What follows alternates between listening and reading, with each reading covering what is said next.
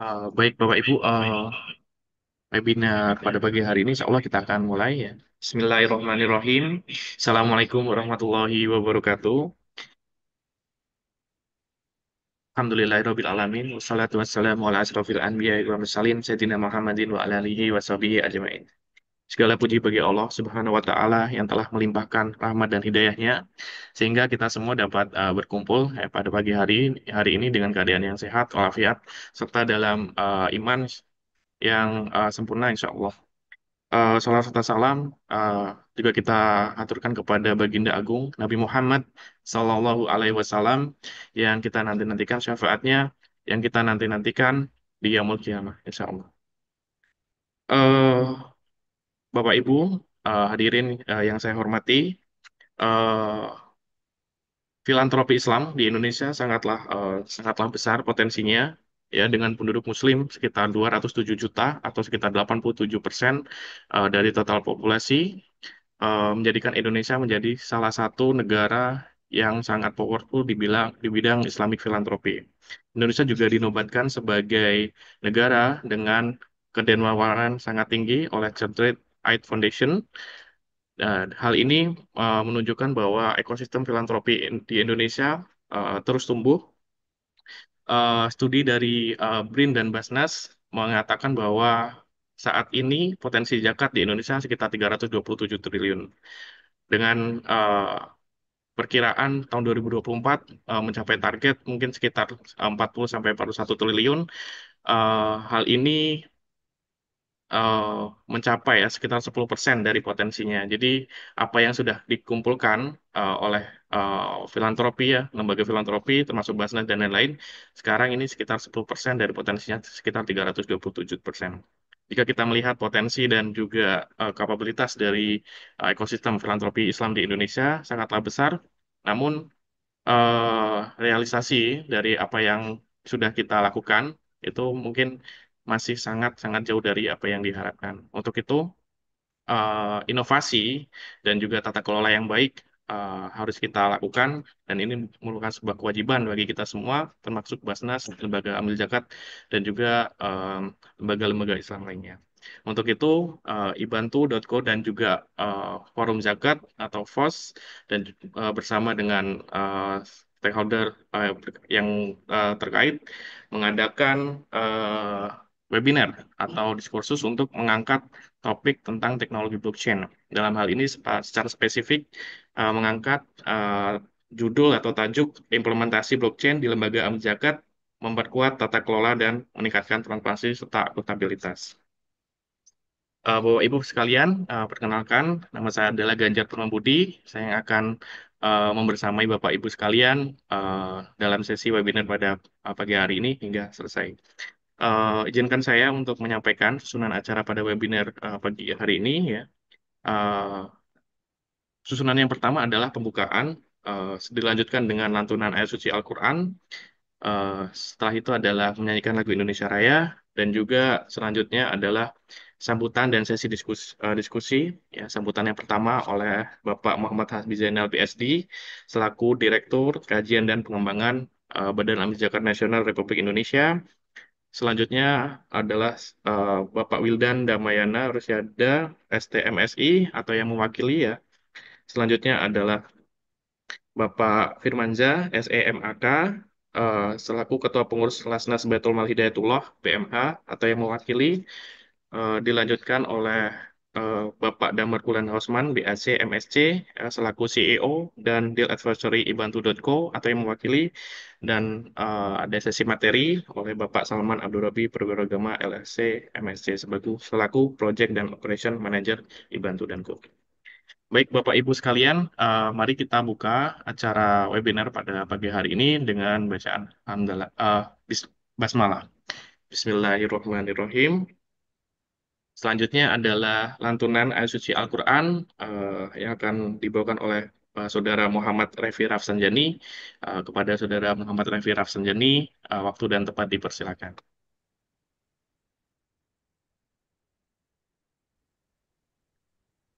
Assalamualaikum warahmatullahi wabarakatuh.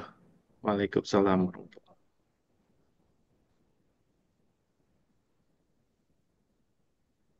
Bismillahirrahmanirrahim.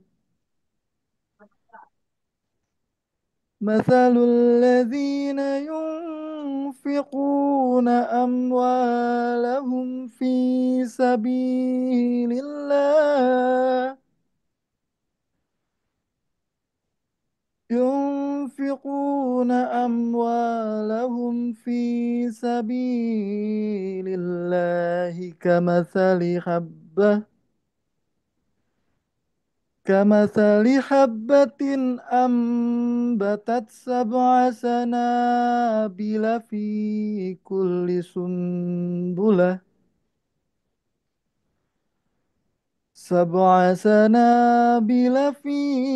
كل سنبلة 100 حبة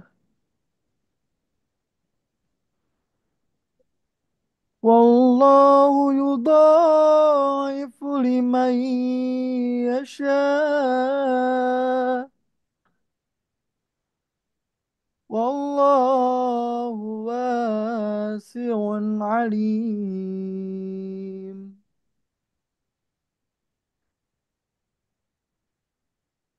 الذين ينفقون أموالهم في سبيل الله ينفقون أموالهم في سبيل الله ثم لا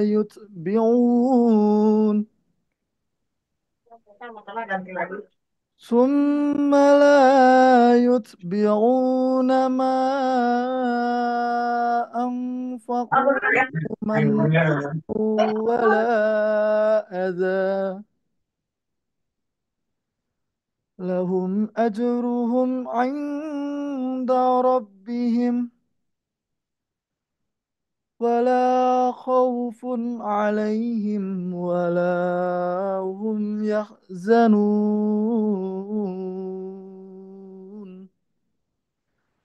صدق الله العظيم السلام عليكم ورحمة الله وبركاته. Waalaikumsalam warahmatullahi wabarakatuh. Semoga lantunan ayat Al-Quran bisa memberikan keberkahan serta manfaat yang eh, baik untuk kita semua, khususnya untuk webinar ini. Selanjutnya adalah sesi menyanyikan lagu Indonesia Raya. Eh, pada operator ya Mas Aceng, dipersilakan untuk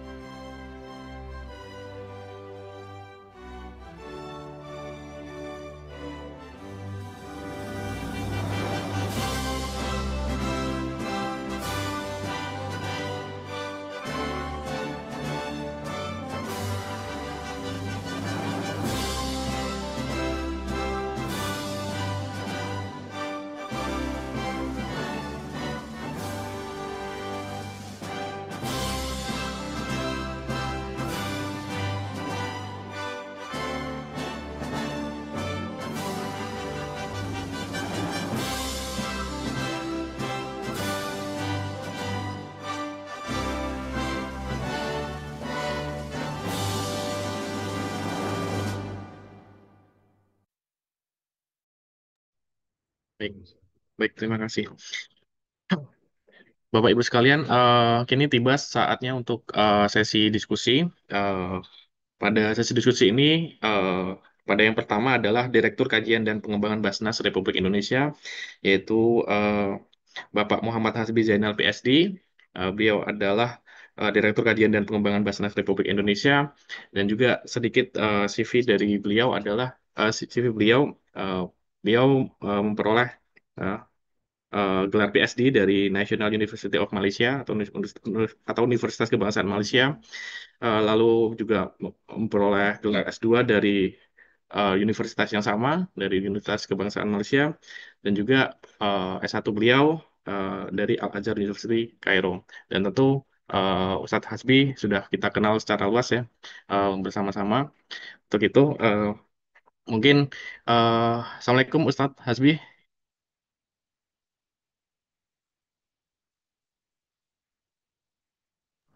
Ya, Waalaikumsalam Waalaikumsalam. warahmatullahi wabarakatuh, Mas Baik, Ganjar. Argenjer. Ya, siap.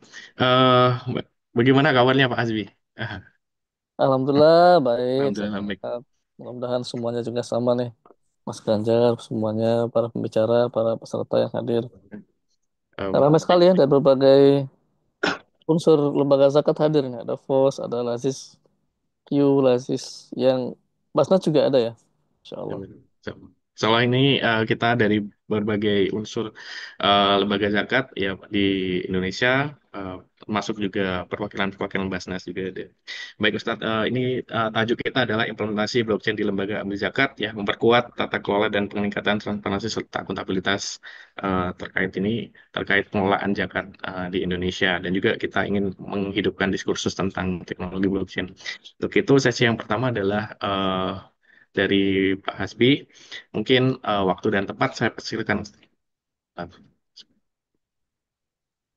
Ya, baik. Terima kasih, Mas Ganjar.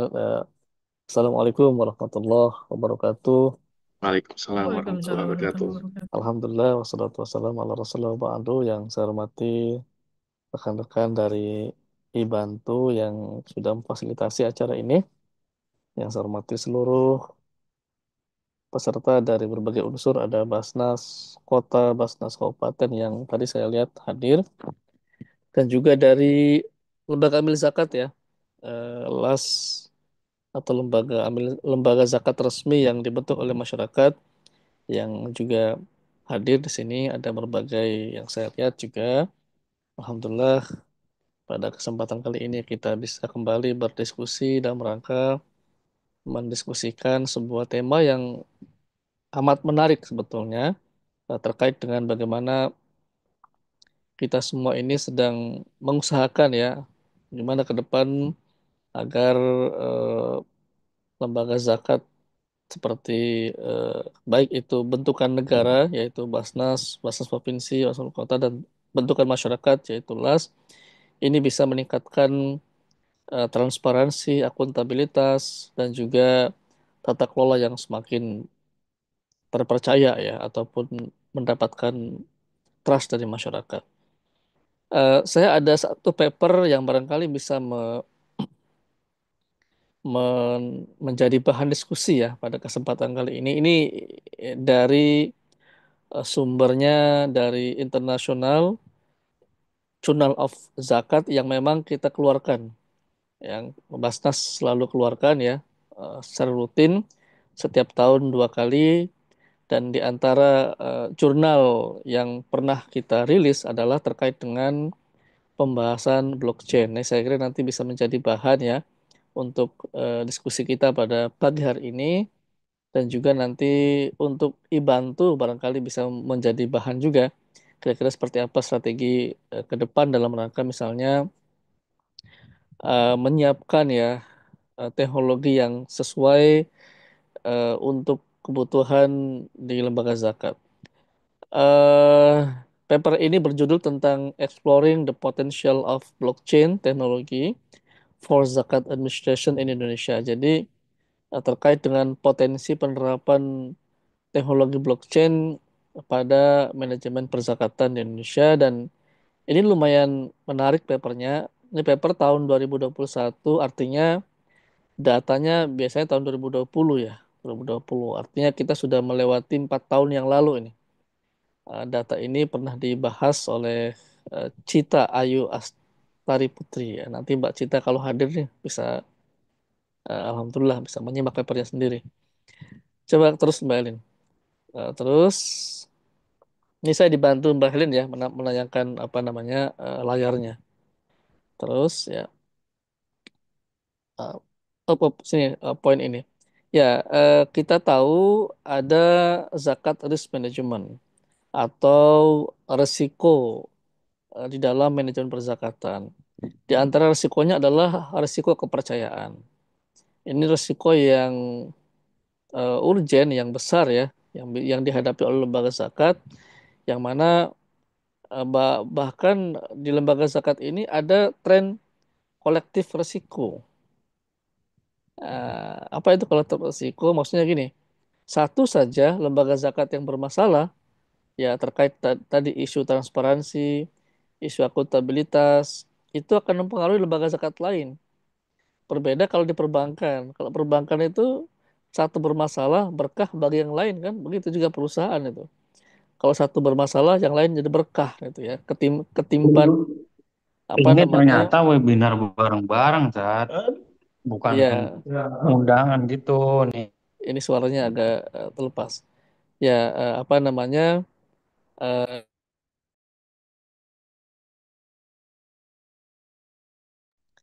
Ya, tetapi untuk di lembaga zakat ini agak berbeda. Kalau satu bermasalah, ini akan mempengaruhi tingkat kepercayaan masyarakat terhadap lembaga zakat secara keseluruhan. Oleh karena itu, kita sekarang ini ada 703 lembaga zakat di Indonesia ya, termasuk Basnas dan semua lembaga-lembaga zakat lain itu total ada 700.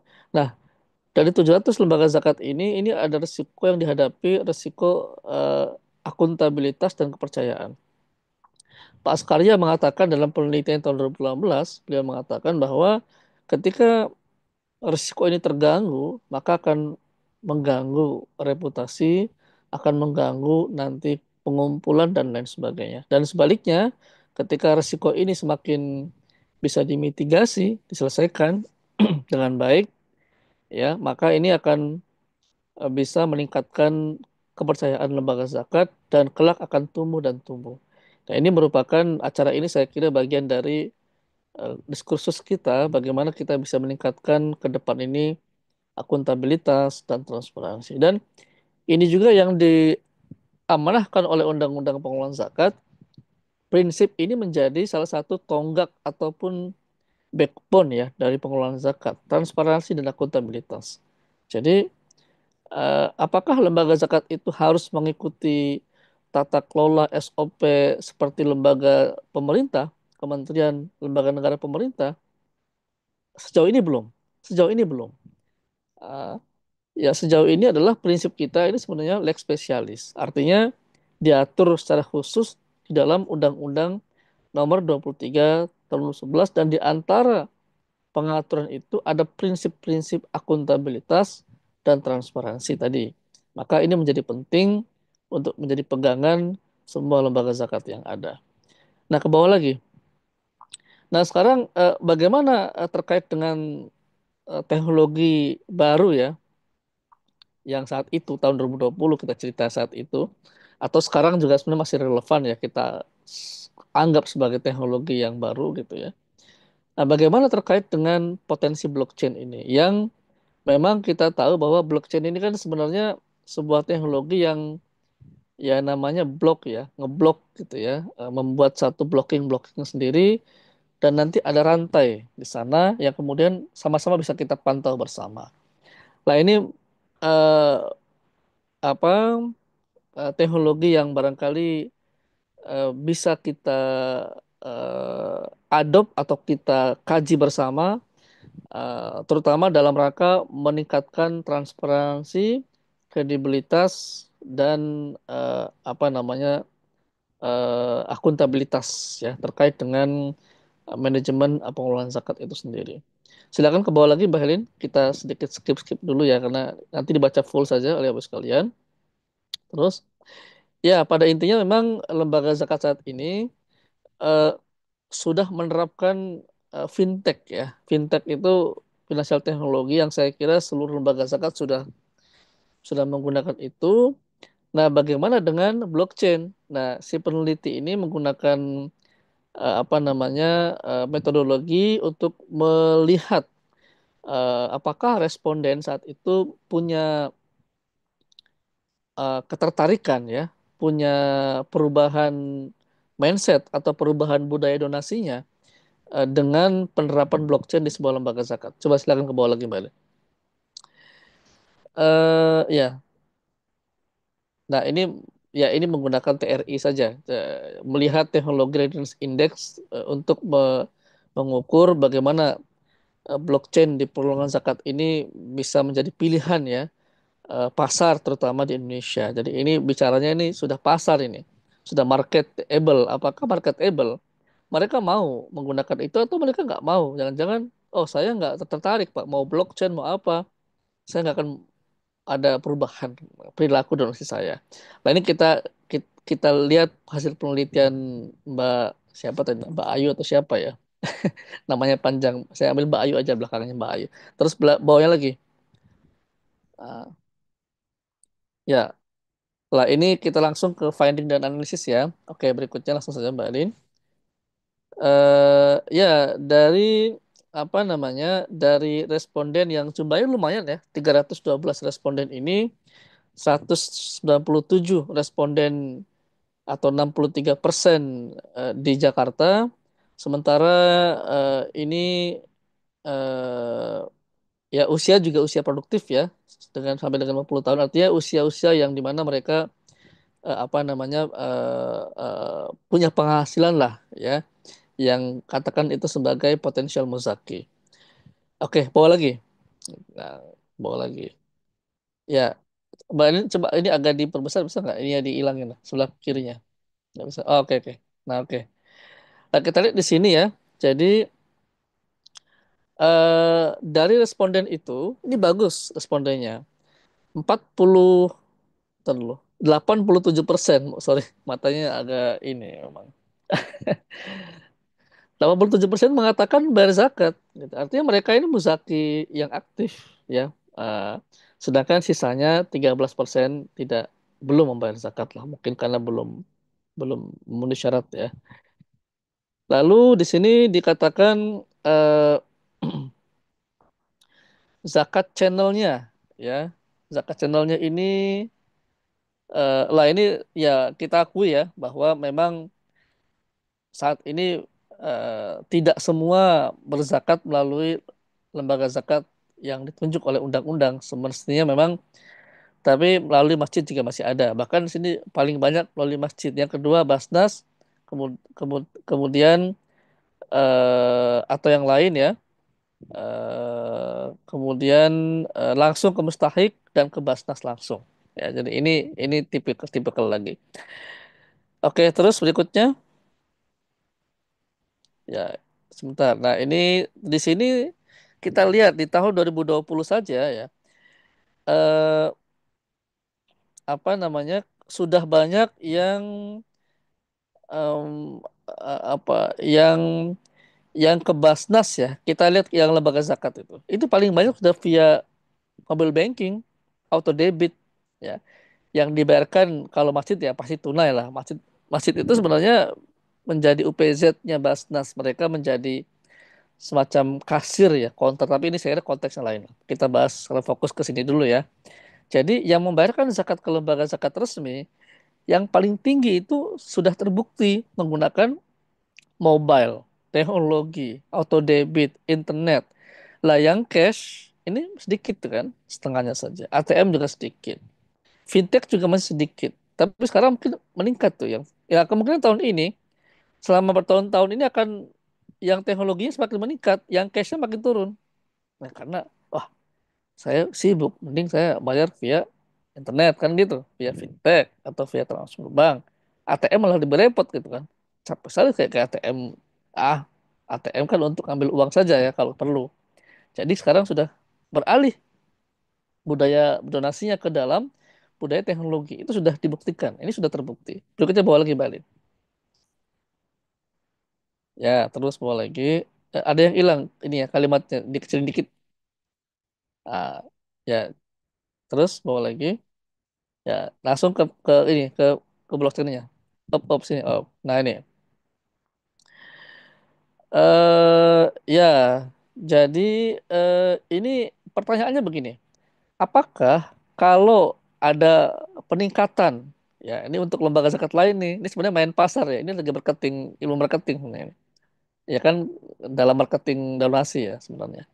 Apakah ketika ada peningkatan dari sisi kredibilitas, akuntabilitas, kepercayaan, mereka akan berpindah semakin meningkatnya kredibilitas. Nah, jawaban mereka kebanyakan iya berpindah itu. Jadi dari 58 itu sisa cuma 13%. Dari yang tadinya tidak mau membayar zakat ke Basnas ya. Entah ini kenapa nih Basnas yang tunjuk. Jadi 42% itu nggak mau bayar zakat ke Basnas. Nah, tapi ketika ditanyakan kalau Basnas ini meningkatkan kredibilitasnya, akuntabilitasnya, mau nggak beralih? Nah, mostly mau. Jadi berarti berapa itu sisanya? 20%-nya geser menjadi yes, saya berminat gitu. Ini karena ada peningkatan kredibilitas dan akuntabilitas gitu ya. Jadi ini juga terbukti bahwa semakin meningkatnya akuntabilitas, semakin meningkatnya kredibilitas, transparansi, maka me, semakin meningkatkan mereka willingness to pay zakat to the zakat institution. Ya, siapapun itu ya, baca ataupun yang lain. Oke, bawa lagi karena waktunya cuma sedikit ya. Ya, ini dia. Ntar lu. Kurang ke atas sedikit, Mbak Alin. Oh, nah sekarang gimana tentang literasi blockchain ini? Nah, di sini dikatakan literasinya masih masih belum banyak ya. Jadi memang saat itu ya saat tahun 2021 nih ceritanya mungkin sekarang berbeda kondisinya. Hanya 36% yang baru mengetahui tentang apa itu blockchain. Gitu. Ya lumayan, lumayan kan masih mending lah, masih lebih dari hampir setengahnya gitu ya. 36% responden mengatakan mengetahui tentang blockchain itu sendiri. Dan sementara yang lainnya tidak mengetahui 64% apa itu blockchain kan. Kemudian eh, ya mereka tahu 30% dari mana. Nah, mereka tahunya nih dari digital money ya, kripto dan sebagainya, terus e-wallet juga, Bitcoin dan sebagainya lah ya. Dan dari sana mereka tahu ya. Lah, tapi dia nggak tahu juga blockchain ini apa gitu. Nah, ini yang Nah, kemudian ini mengindikasikan bahwa most Indonesian zakat payers, ya kebanyakan muzaki zakat di Indonesia itu do not have a holistic view of what blockchain is. Tidak tahu apa itu blockchain itu sebenarnya. Nah, ini saya kira tugas Ibantu, tugas Bapak Ibu sekalian untuk menjelaskan nih kepada muzaki semua ya, menguatkan literasi apa itu blockchain. Apakah blockchain ini relate apa mesti ada kripto. Kadang kan blockchain itu kripto kan. Orang sekarang blockchain is kripto padahal itu sesuatu yang berbeda gitu. Blockchain itu teknologi yang berbeda. Nah, tapi ketika diterapkan dalam sistem keuangan yang tanpa ada central bank, maka menjadi sebuah crypto money. Sebentar, ya oke berikutnya. Nah ini di sini dikatakan ini menggunakan ini ya, di transaksi, catatan, money, digital, data, Bitcoin. Ini yang sering muncul di dalam jawaban-jawaban dari responden ketika ditanyakan apa itu blockchain. Oke, berikutnya bawa lagi balik. Ah, ya, oke. Nah, ini bentar dulu. Ini dari sekian oke, bawa lagi. Ya, terus. Ya, terus bawa lagi. Nggak apa. Ini nggak perlu dibahas. Terus, ya, terus. Ya, sebentar. Ya pada akhirnya ini fakta ini ini saya tidak mau masuk ke ini ya ke metodologi dan sebagainya karena nanti perlu penjelasan lebih lanjut lagi Pak ini. Tapi di sini ya pionir mana tadi lebih atas lagi Mbak. Lebih atas lagi. Dikit lebih.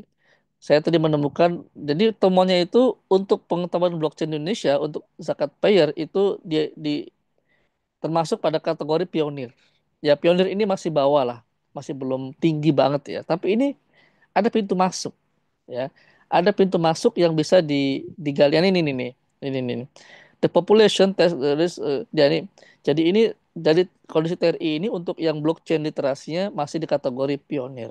Meskipun dia pionir, tetapi ini sudah bisa menjadi pintu masuk untuk sebuah lembaga zakat mengimplementasikan teknologi blockchain ini, terutama untuk proyek-proyek yang muqayyadah, proyek-proyek yang sudah terikat. Ya maka sebenarnya dari saya pribadi ini perlu ada piloting. Coba ke bawah lagi, Bang, ke bawah lagi. Kayaknya udah habis, kalau udah habis kita cukupkan nanti setelah itu kita elaborasi. Bawa lagi coba hasilnya, terus, terus, terus ya. Ya tadi ya terus. Nah ini terus, terus. Nah ini, op. Bentar, nah nih. Yang bawah lagi dikit. Zakat and blockchain application. Ya. Jadi Basnas sendiri sebetulnya pernah ya mencoba ini, pernah mentrial ya penggunaan blockchain ini terutama untuk program-program yang sifatnya apa namanya eh, apa namanya muqayyadah terikat gitu ya, infak terikat terutama di infaknya ya. Nah, tetapi memang ini nampaknya masih peleting dan masih belum kita kembangkan lebih lanjut sih ya untuk hal ini. Terus berikutnya lagi, mau lagi ya, oke. Terus bawa lagi. Ya, ini kesimpulannya ya. Jadi consideration ini pada ya eh,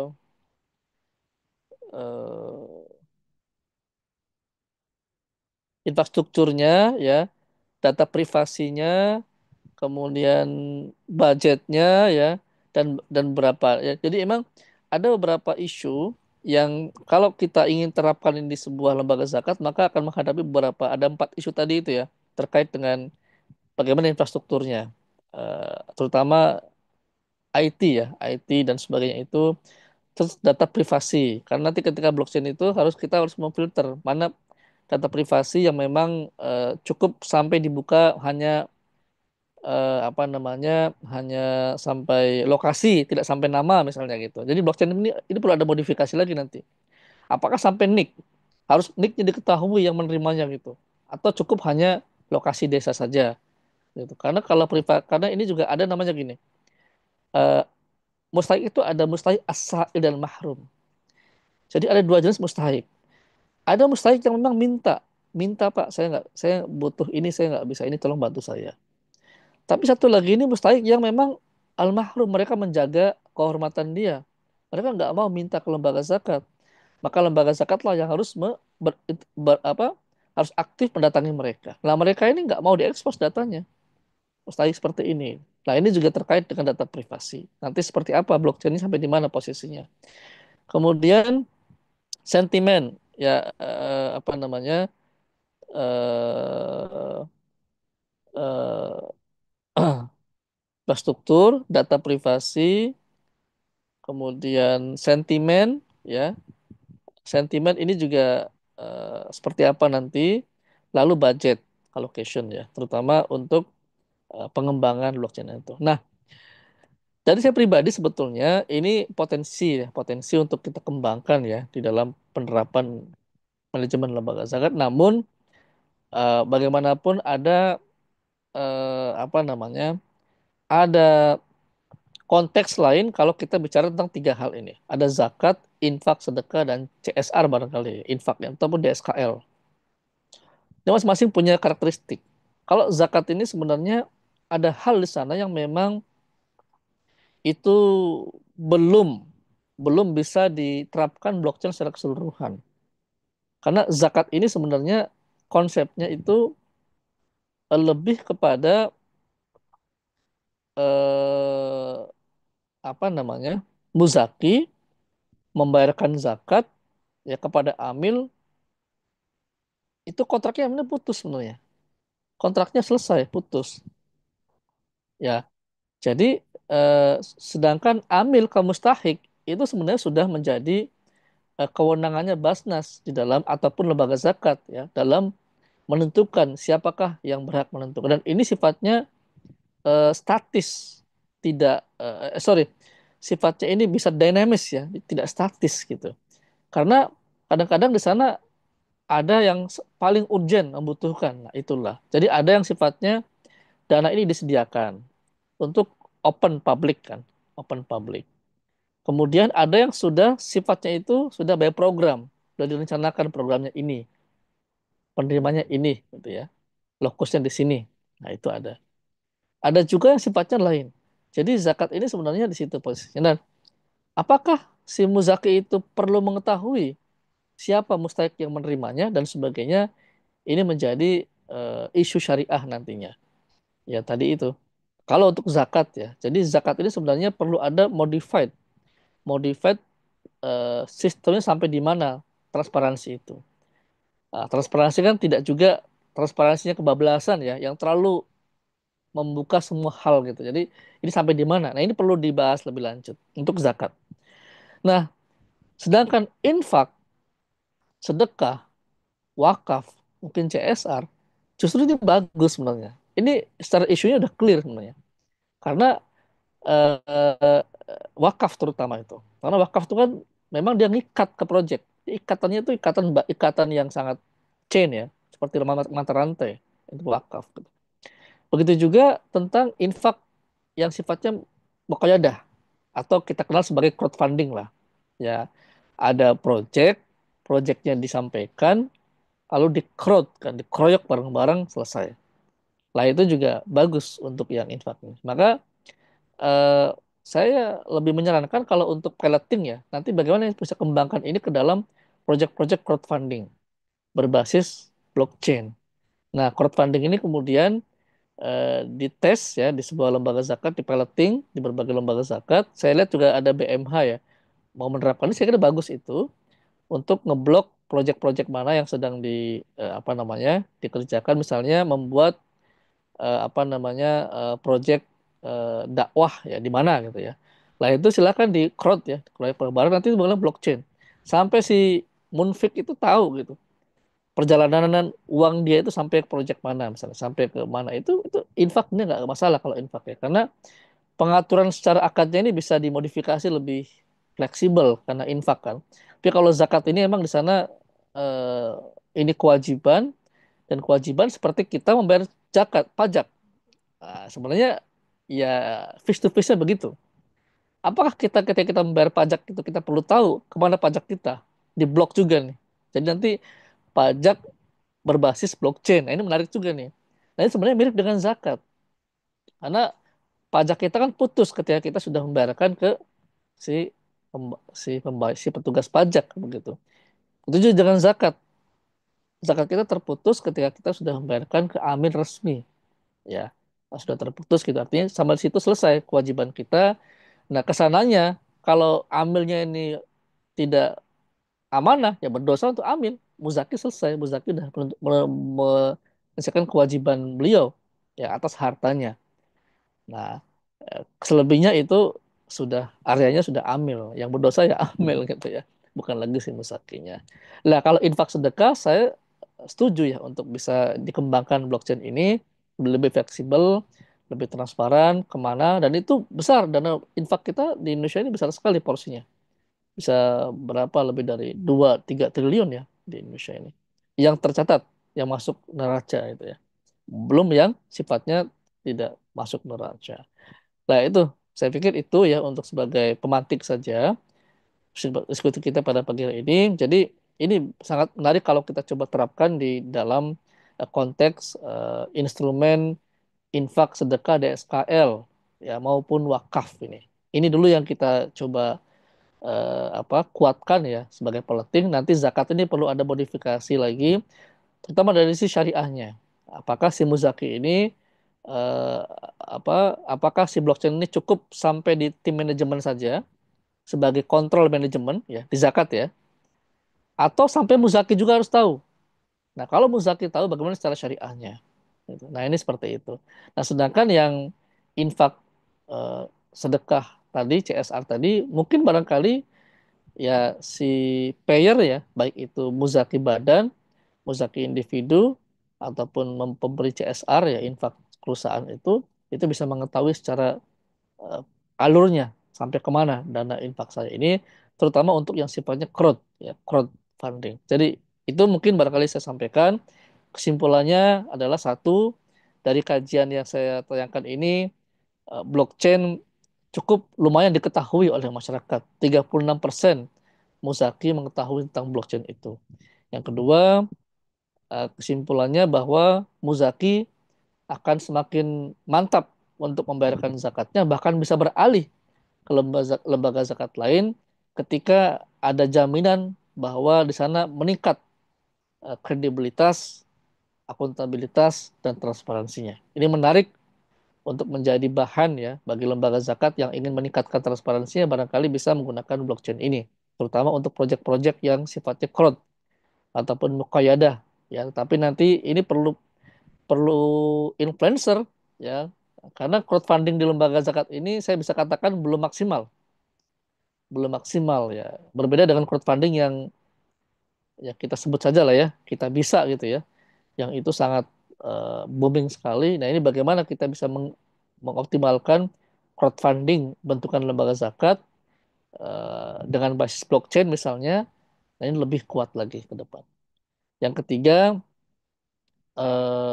blockchain ini bisa diterapkan secara fleksibel di instrumen infak, sedekah, CSR ya, dan juga wakaf nanti ya. Sementara untuk zakat ini perlu ada pembahasan lebih lanjut, terutama terkait dengan data-data, privasi data, dan juga isu syariah terkait dengan apakah blockchain ini sampai di mana modifikasinya, apakah cukup sebagai untuk kontrol manajemen, apakah dia harus muzaki juga, atau sampai di mana.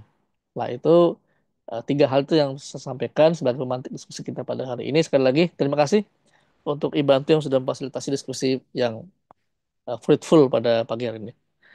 Demikian dari saya. Mohon maaf nih kalau kurang berkenan atau waktunya terlalu panjang ataupun barangkali ada kurang penjelasan ya.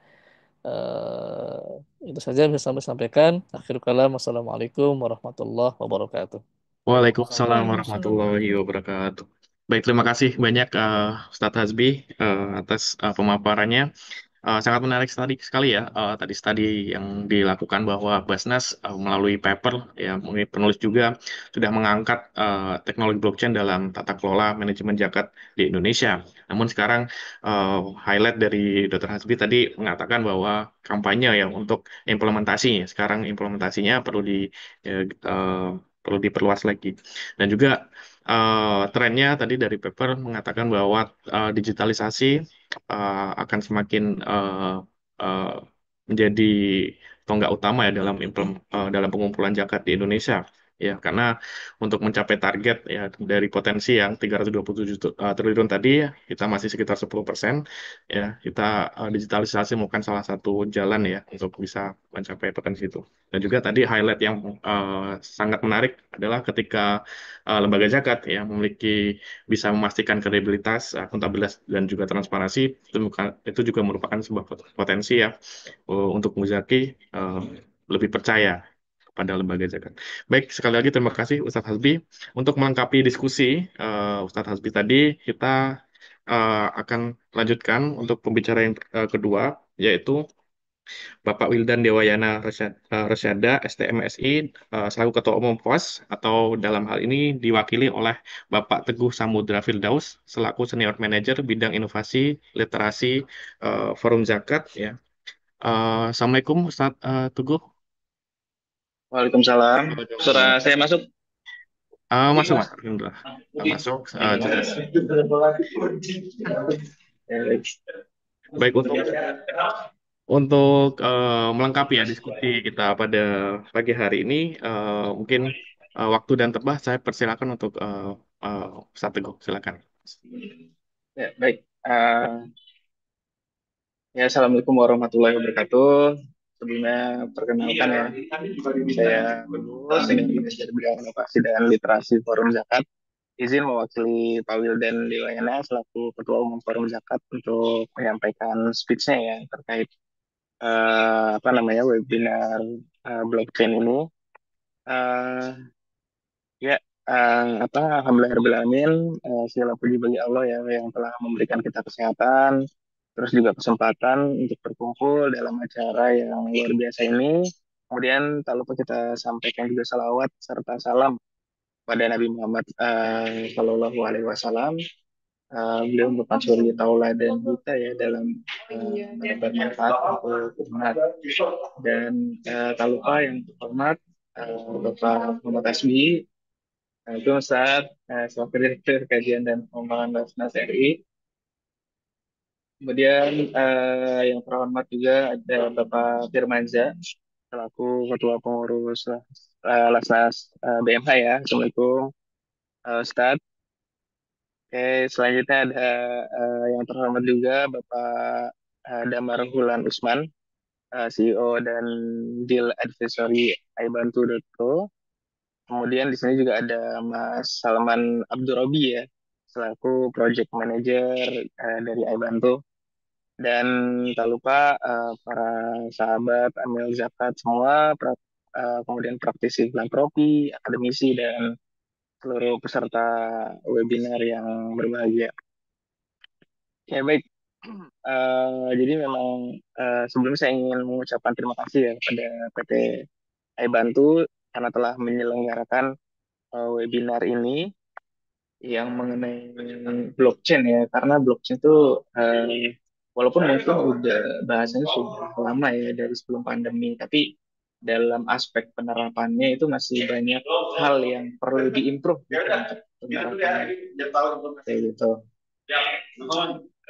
Oke, jadi apa ya, seperti yang kita tahu ya yang tadi sudah Ustadz Hasbi juga sampaikan ya, memang blockchain ini suatu inovasi yang dirasa menjadi solusi dalam mengatasi itu tadi ya, apa namanya, untuk meningkatkan akuntabilitas dan transparansi dari lembaga gitu. Nah, blockchain ini juga pada prinsipnya kan memang untuk mencatat semua transaksi ya, baik eh, itu transaksinya itu secara real time dan dia itu nggak bisa berubah. Selain selain itu juga bisa diverifikasi oleh setiap orang gitu kan harapannya. Nah, karena memiliki sifat yang seperti itu ya, jadi kepercayaan Muzaki gitu kan untuk berdonasi itu meningkat karena itu tadi ya bisa diakses oleh siapa saja datanya kayak gitu. Nah, tapi mungkin perlu diberi batasan-batasan yang clear ya, aksesnya sejauh apa gitu. Jadi kalau dari pembahasan yang sebelumnya yang disampaikan oleh Ustadz Hasbi itu memang apa namanya, eh, literasi terhadap inovasi blockchain itu perlu kita tingkatkan ya, karena eh, beda tuh antara data tercatat dengan data terekspos ya kan. Jadi walaupun setiap transaksi tercatat gitu kan, misalkan ya kalau di blockchain apa namanya cryptocurrency gitu kan, semua transaksi itu tercatat dan tercatat dari wallet mana ke wallet mana gitu. Cuman untuk identifikasi wallet itu milik siapa gitu kan, itu kan beda lagi tuh transparansi datanya gitu, beda layernya. Itu mungkin nanti memang perlu ada diskusi-diskusi lanjutan ya dari apa namanya setelah webinar ini gitu kan, yang tujuannya itu tadi untuk meningkatkan awareness masyarakat di apa mengenai blockchain ini, karena blockchain ini apa namanya salah satu apa namanya teknologi inovatif ya, yang kalau diterapkan di dunia zakat itu, kalau teman-teman mungkin tahu kurva diskusi inovasi gitu kan, di apa 2,5% pertama orang yang menggunakan inovasi ini tuh disebutnya inovator. Nah, ini mungkin apa namanya bisa jadi strategi atau tugas teman-teman iBantu nih buat mencari 2,5% dari 700 lembaga zakat yang tadi di-mention sama Ustadz Hasbi, itu untuk menjadi pilot project mungkin dari penggunaan blockchain ya, sekitar mungkin 17 atau 18 lembaga gitu. Bisa mungkin mulai pilot project terkait blockchain ini.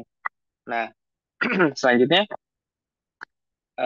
seperti yang kita tahu juga ya, blockchain itu juga bisa mendukung salah satu prinsip zakat itu ya. Poin utamanya adalah pendistribusian eh, kekayaan ya. Jadi salah satu prinsip zakat itu eh, pendistribusian kekayaan.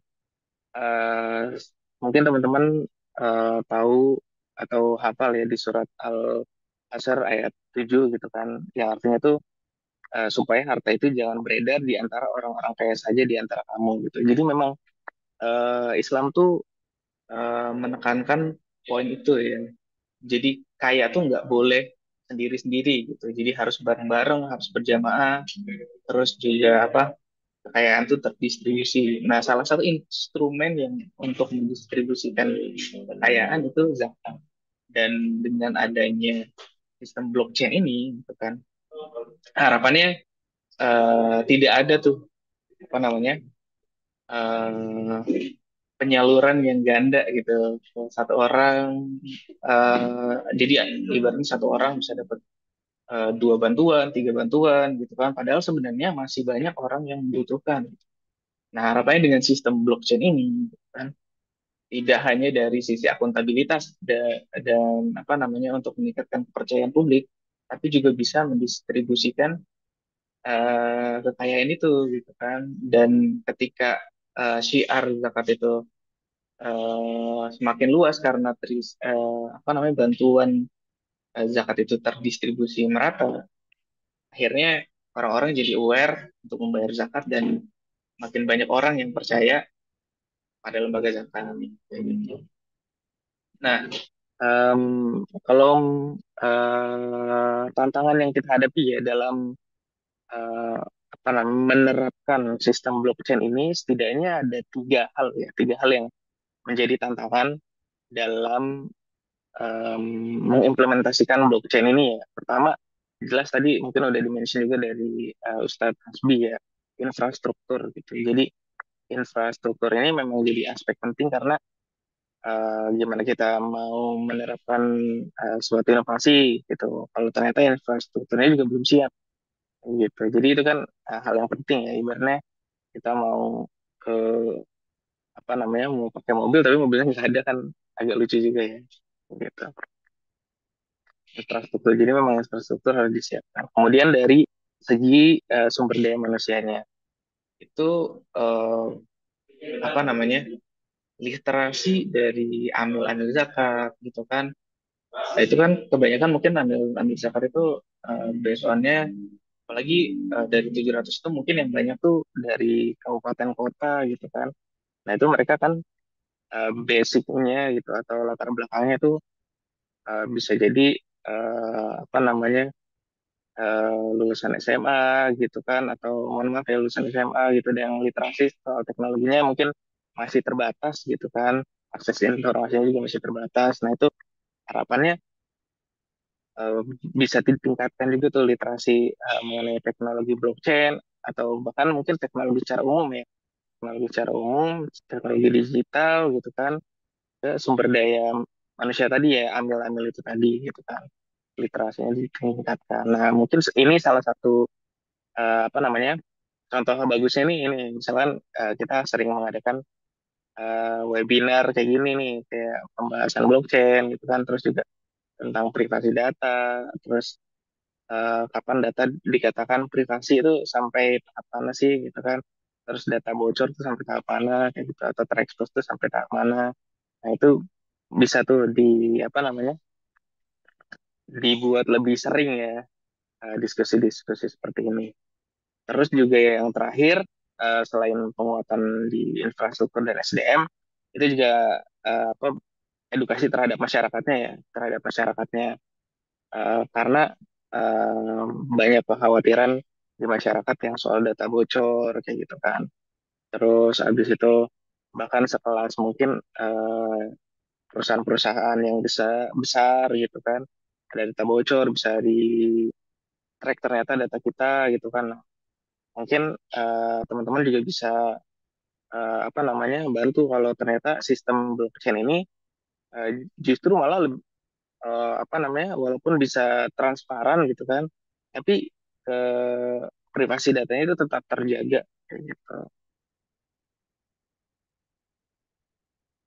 Jadi ya harapannya dengan adanya webinar ini gitu ya bisa apa namanya menjadi titik istilahnya titik mulai gitu kan untuk kita gitu kan untuk gerakan zakat itu aware dengan inovasi-inovasi yang memang mendukung itu tadi ya prinsip-prinsip zakat tadi kayak gitu. Baik secara apa namanya kelembagaan yang akuntabilitas dan transparansi ya maupun dari segi apa namanya dampaknya kayak misalkan yang tadi ya apa pemerataan bantuan untuk mustahik kayak gitu.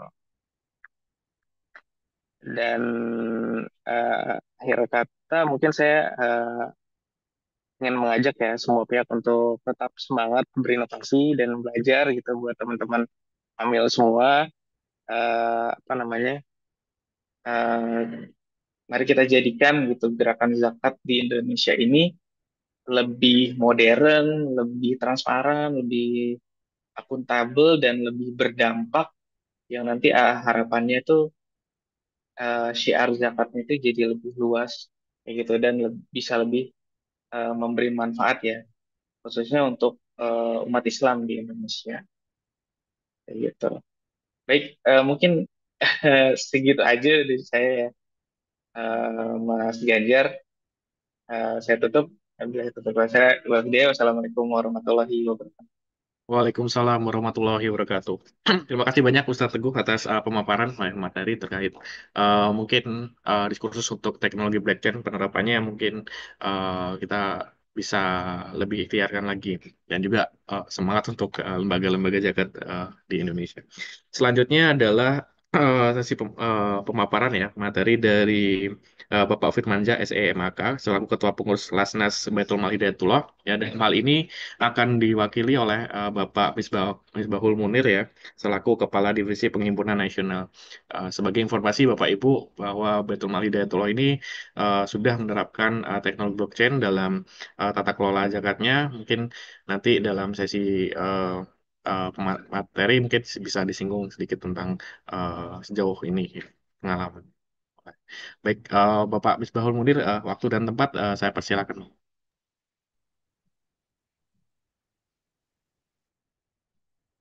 Ya, terima kasih atas waktunya. Bismillahirrahmanirrahim. Assalamualaikum warahmatullahi wabarakatuh.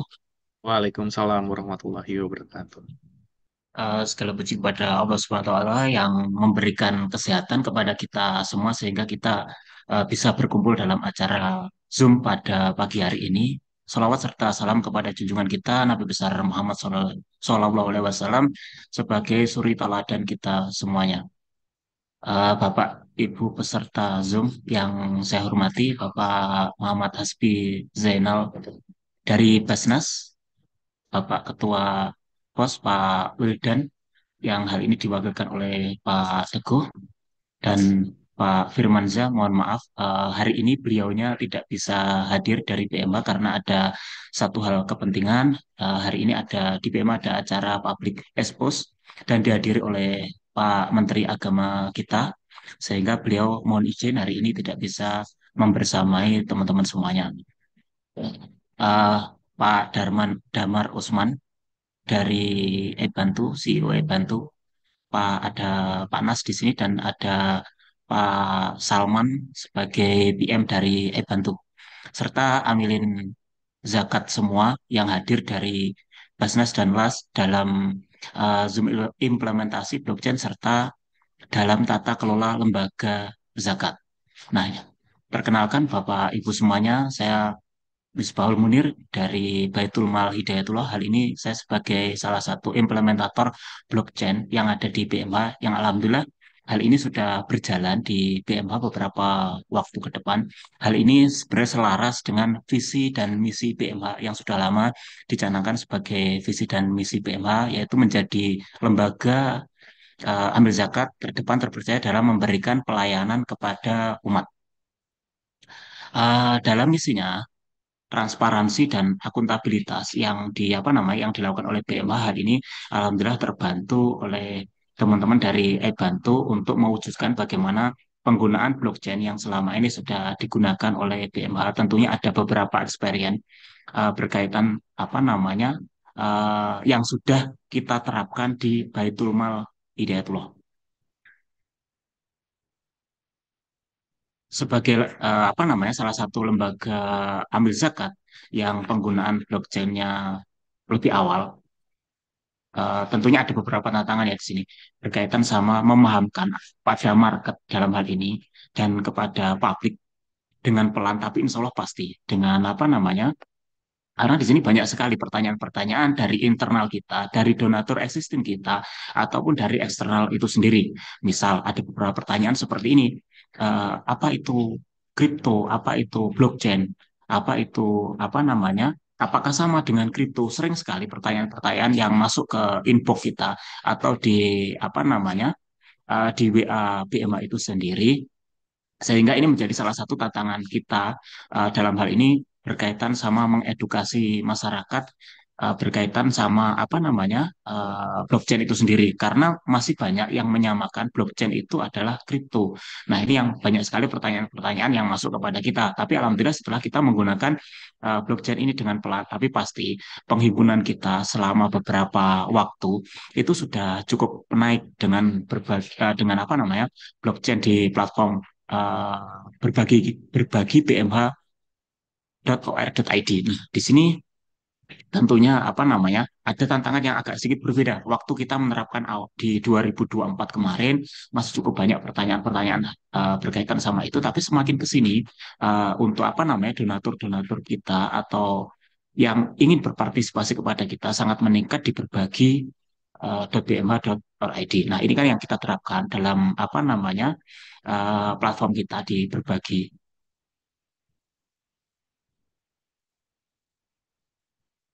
penerapan apa namanya blockchain di BMH melalui platform berbagi bmh.or.id ini bertujuan untuk meningkatkan transparansi dan kepercayaan dalam pengelolaan donasi karena tentunya banyak sekali isu-isu yang apa namanya yang kadang juga beredar. Nah, beberapa pengalaman dan dampak serta yang dirasakan oleh BMH selama menggunakan apa namanya blockchain selama ini, alhamdulillah cukup bagus. Ada di dalam catatan saya ada beberapa hal, ada 5 hal ya. Yang pertama transparansi yang lebih tinggi. Nah, di sini blockchain memungkinkan setiap apa namanya setiap transaksi donasi tercatat secara permanen dan dapat diverifikasi oleh publik. Nah, ini yang cukup bagus bagi kita. Ini dibuktikan dengan peningkatan donasi-donasi yang diterima oleh BMH selama kurun waktu beberapa bulan ke belakang ini.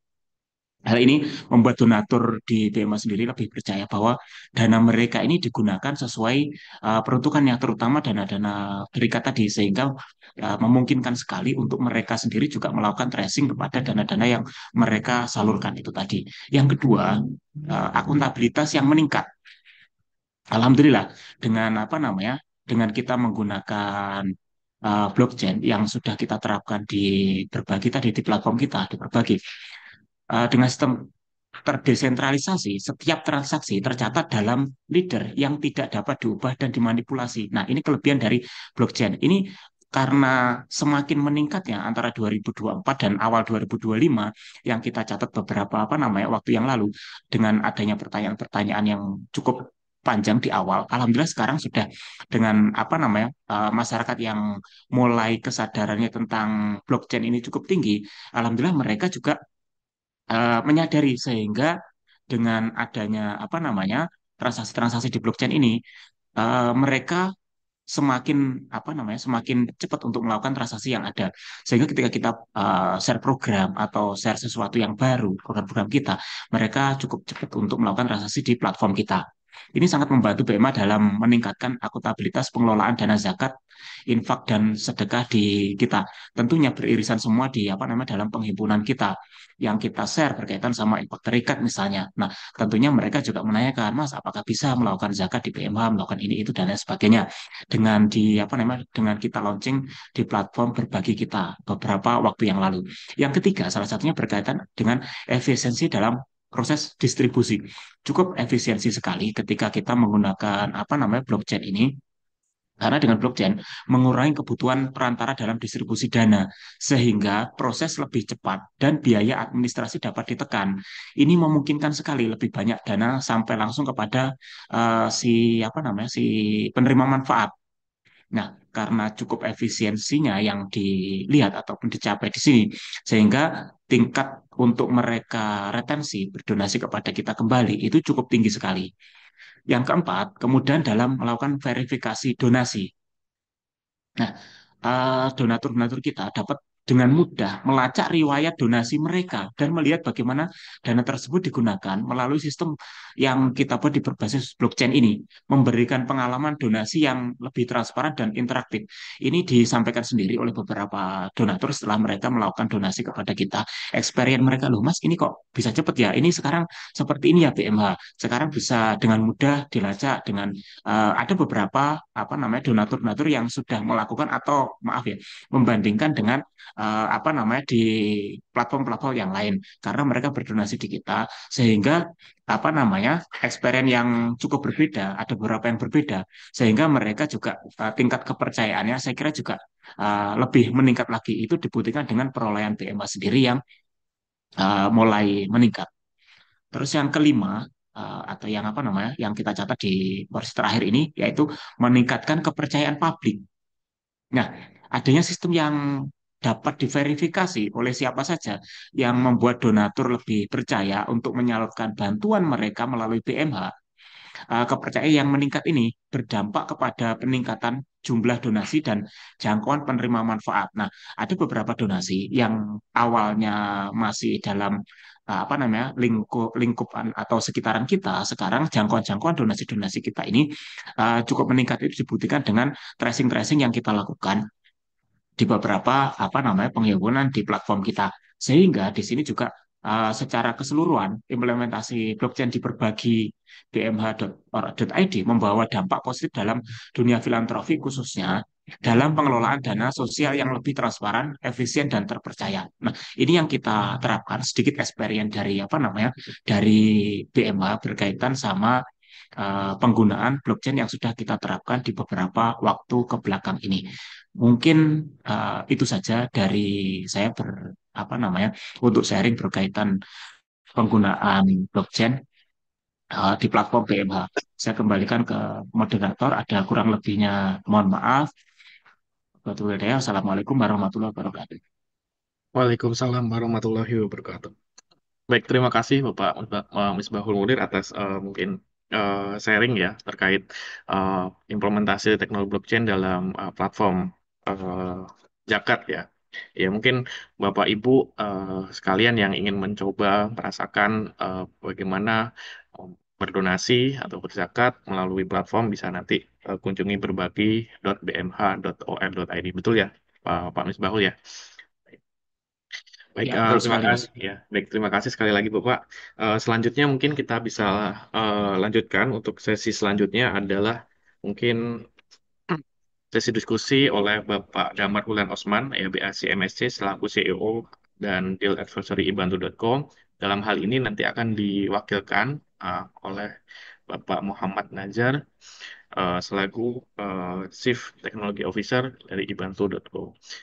Untuk Bapak Muhammad Nas, ya, waktu dan tempat saya persilakan Pak Nas. Silakan. Alhamdulillah, Bismillahirrahmanirrahim. Kepada yang terhormat Bapak Muhammad Hazfi Zainal, Direktur Pusat Kajian Strategis Basnas RA, yang kami hormati Ketua Umum Forum Zakat Badan Wildan Dawayana Rosyada, yang pada kesempatan ini diwakilkan oleh Mas Teguh Sumadra Firdaus, Senior Manager Bidang Inovasi dan Literasi Forum Zakat, yang kami cintai Ketua Pengurus Laznas Baitul Mal Hidayatullah, Bapak Firmanza beserta jajaran yang Alhamdulillah hari ini kehadirannya diwakilkan oleh Bapak Bismahul Munir, Kepala Divisi Perhimpunan Nasional Lasnas Pihak. Yang kami banggakan rakan-rakan Basnas, LAS dan AMIL, para undangan, teman-teman akademisi, para penggiat filantropi dan teknologi serta hadirin yang hadir pada hari ini. Assalamualaikum warahmatullahi wabarakatuh. Alhamdulillahillazi al-ilma lana iman wa islam wassalatu wassalamu ala Muhammad wa ala alihi wa sahbihi ajmain. Amma ba'da. Bapa, Ibu dan rakan-rakan yang saya hormati, sebagaimana yang kita ketahui bahawa potensi zakat di Indonesia yang mencapai 327,9 trilion rupiah, namun pada tahun 2023 hanya terrealisasikan sekadar 10%. Digitalisasi zakat merupakan salah satu solusi yang mempercepatkan realisasi potensi ini, memperkuat pengelolaan serta meningkatkan transparansi dan kepercayaan publik.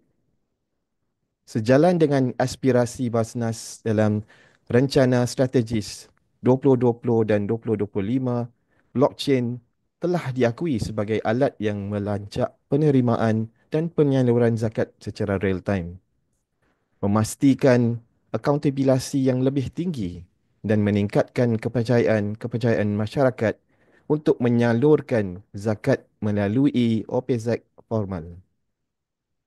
Kedepannya, integrasi AI dapat mempercepat analisis kebutuhan dan penyaluran bantuan, memaksimalkan dampak secara sosial secara berkelanjutan. Oleh kerana itu, menjadi kepercayaan donatur bukanlah sekadar tugas, bahkan menjadi amanah suci yang diiban setiap lembaga amil zakat LAS.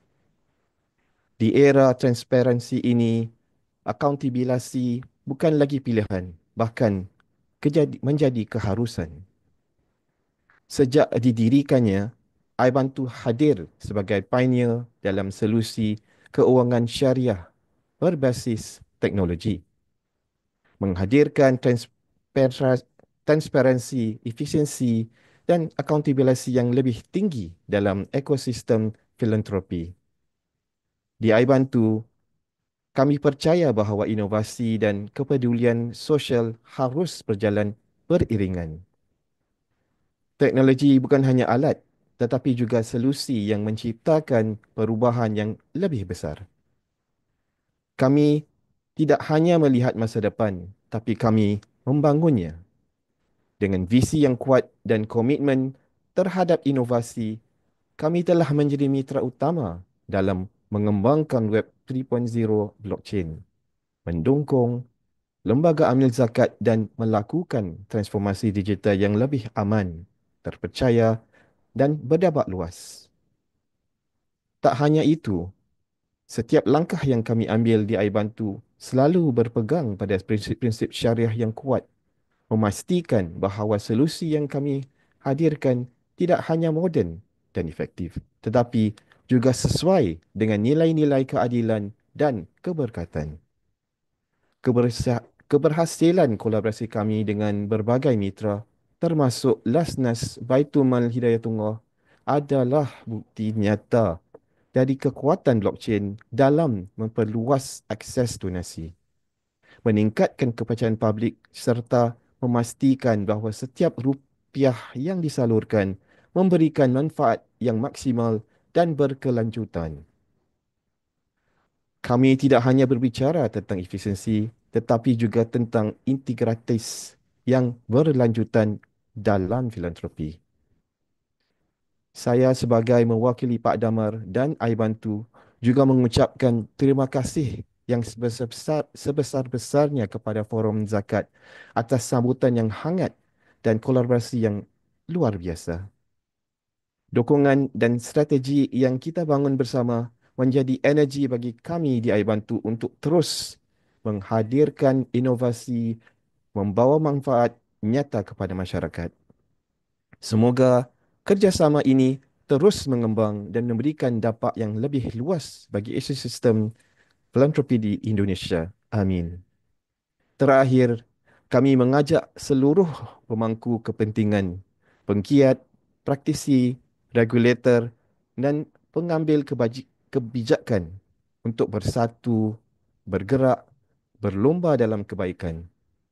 Inilah momen yang untuk Inilah momen untuk mewujudkan ekosistem filantropi yang lebih baik yang akan kita warisi dengan bangga untuk generasi masa depan. Kita harus bersama-sama meyakini bahawa dengan teknologi yang terus berkembang dan semangat berkolaborasi yang kuat, insya-Allah kita dapat bersama-sama menciptakan ekosistem filantropi digital yang lebih eksklusif, transparan, aman dan efisien. Kami membuka peluang sebesar-besarnya untuk berkolaborasi dan bersinergi bersama-sama membangun sistem filantropi berkelanjutan. Masa depan filantropi ada di tangan kita dan insya-Allah dengan teknologi blockchain kita dapat membangun masa depan yang lebih cerah bagi umat. Amin. Terima kasih atas kesempatan ini. Semoga iBantu terus menjadi mercusuar inovasi dan inspirasi bagi dunia filantropi global. Wassalamualaikum warahmatullahi wabarakatuh. Terima kasih. Assalamualaikum warahmatullahi wabarakatuh. Terima kasih Pak Nas atas mungkin pemaparan sambutan yang diberikan. Ya, mungkin dari sisi Bantu ikut serta dalam pembangunan ekosistem ya digital filantropi di Indonesia. Baik, terima kasih. Selanjutnya adalah mungkin sesi eh, pemaparan ya, khususnya nanti lebih detail tentang teknologi blockchain yang mungkin akan dibawakan oleh Mas Salman Abdul Robi. Ya, beliau adalah project manager eh, di ibantu.co. Mungkin untuk mempersingkat waktu, eh, ya sesi sesi materi eh, untuk pemaparannya saya persilakan Mas Salman, waktu dan tempat saya persilakan. Oke, terima kasih Mas Ganjar. Assalamualaikum warahmatullahi wabarakatuh. Waalaikumsalam. Rabbi shrah li sadri wa yassir li amri wahlul 'uqdatam min lisani yafqahu qawli. Rabbana la 'ilma lana illa ma 'allamtana innaka antal 'alimul hakim wa tub 'alaina innaka antat tawwabur rahim. Allahumma shalli 'ala sayyidina Muhammad wa 'ala ali sayyidina Muhammad bima lam muntaha li kamalik wa kama yaliqu bi kamali amma ba'du. Yang kami hormati bersama Ustaz Hasbi dengan rekan-rekan timnya beserta jajaran pengurus dan pimpinan Basnas ya, Badan Amil Zakat Nasional. Kemudian yang kami hormati juga kepada Bapak Wildan yang dalam hal ini diwakili oleh Mas Teguh dan para jajaran pengurus POS, kemudian juga Bapak Firman selaku pengurus Lasnas Baitul Mal, ketua pengurus Lasnas Baitul Mal Hidayatullah, dan Mas Misbahul Munir yang mewakili dan jajaran pengurus serta direksi dari Lasnas BMH. Izinkan kami ya untuk membahas bagaimana sebenarnya teknologi blockchain ini diterapkan di lembaga amil zakat. Nah, karena keterbatasan waktu nanti mohon izin mungkin hanya sebentar saja ya secara teknis apa yang menjadi interface ya atau yang di permukaan itu kita akan bahas. Selebihnya kita bisa lebih diskusi lagi. Kami membuka diri untuk berkomunikasi dengan rekan-rekan dari LAS atau bahkan nanti bisa diskusi lebih lanjut kepada timnya Ustaz Hasbi terkait bagaimana baiknya tadi ya. Alhamdulillah yang pertama yang ingin kami ucapkan adalah terima kasih karena sesi ini saya rasa jarang karena beberapa stakeholder berkumpul secara bersamaan di sini dari segi Basnas sebagai pengawas secara nasional, kemudian implementatornya, kemudian dari sini bagaimana iBantu sebagai teknologi pendukungnya. Nah, tidak memperpanjang waktu lagi, jadi izinkan saya untuk share screen. Ya.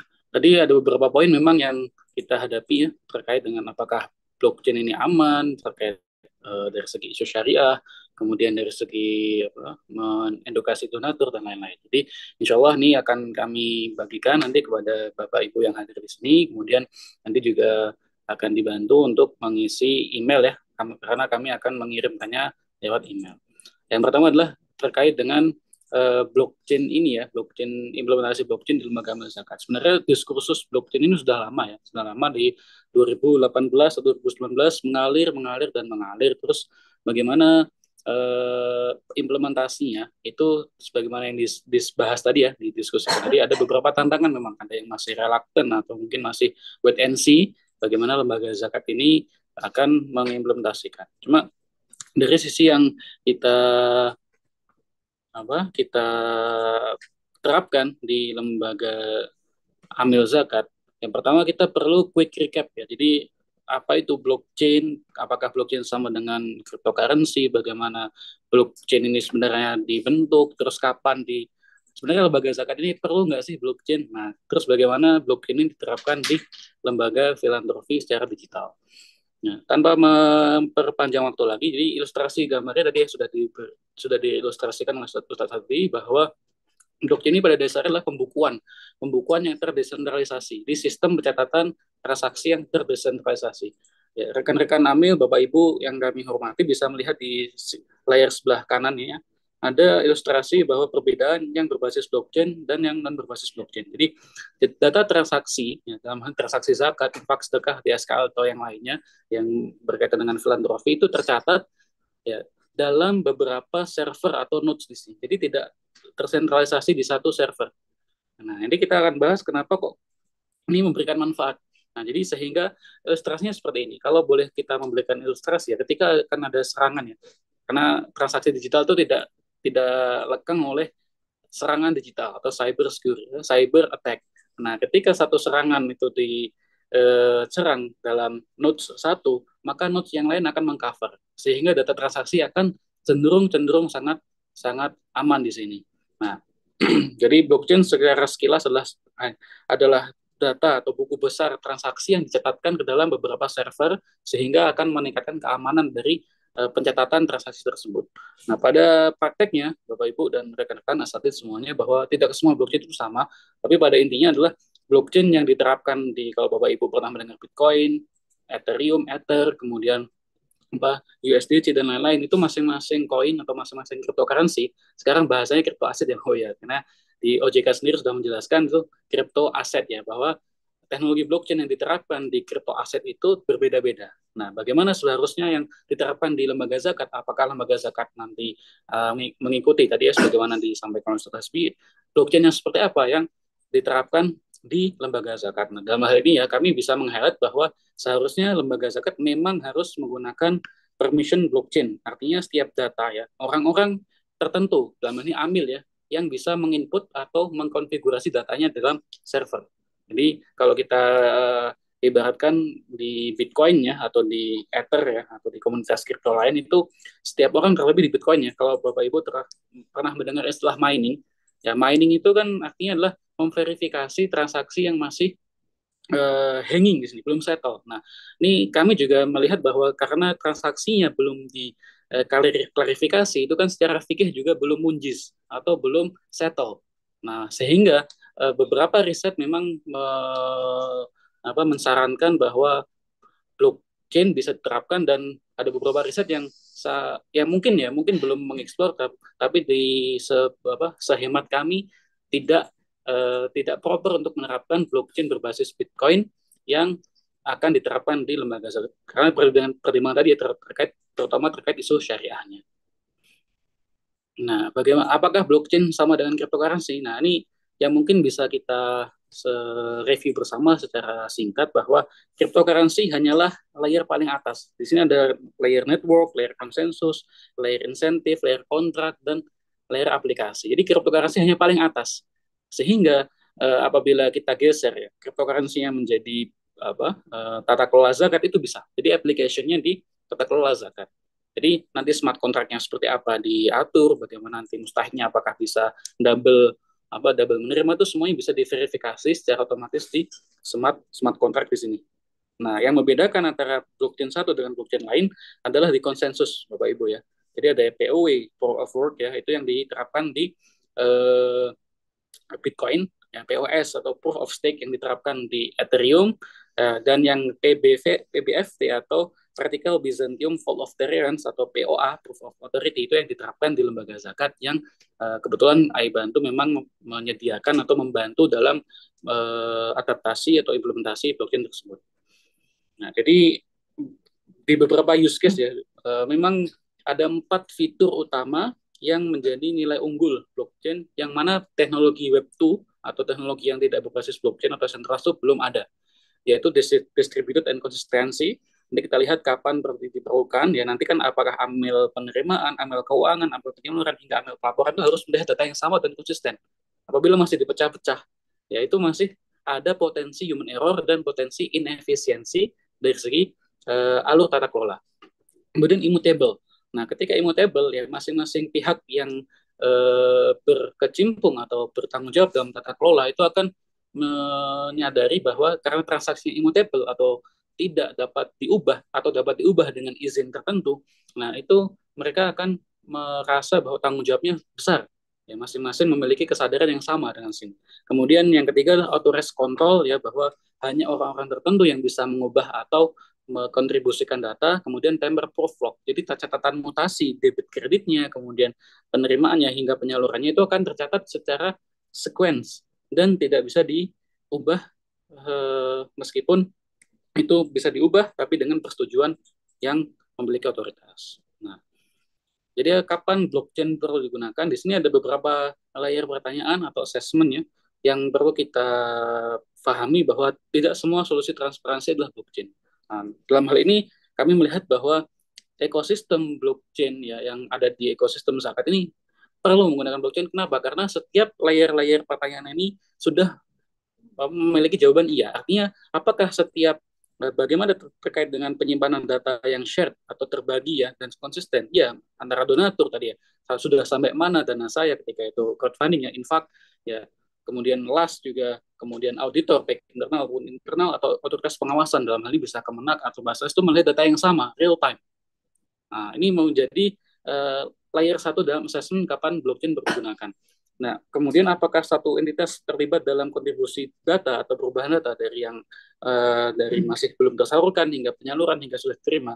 Dalam hal ini kami melihat iya, ya, LAS sangat memerlukan ini. Kenapa? Karena setiap amil memiliki tugasnya masing-masing, ya, dari baik amil penerimaan, amil keuangan hingga amil penyaluran. Nah, kemudian apakah catatan perlu bersifat tidak dapat diubah? Sangat perlu untuk memastikan transparansi, akuntabilitas, dan mencegah manipulasi dalam pengelolaan zakat.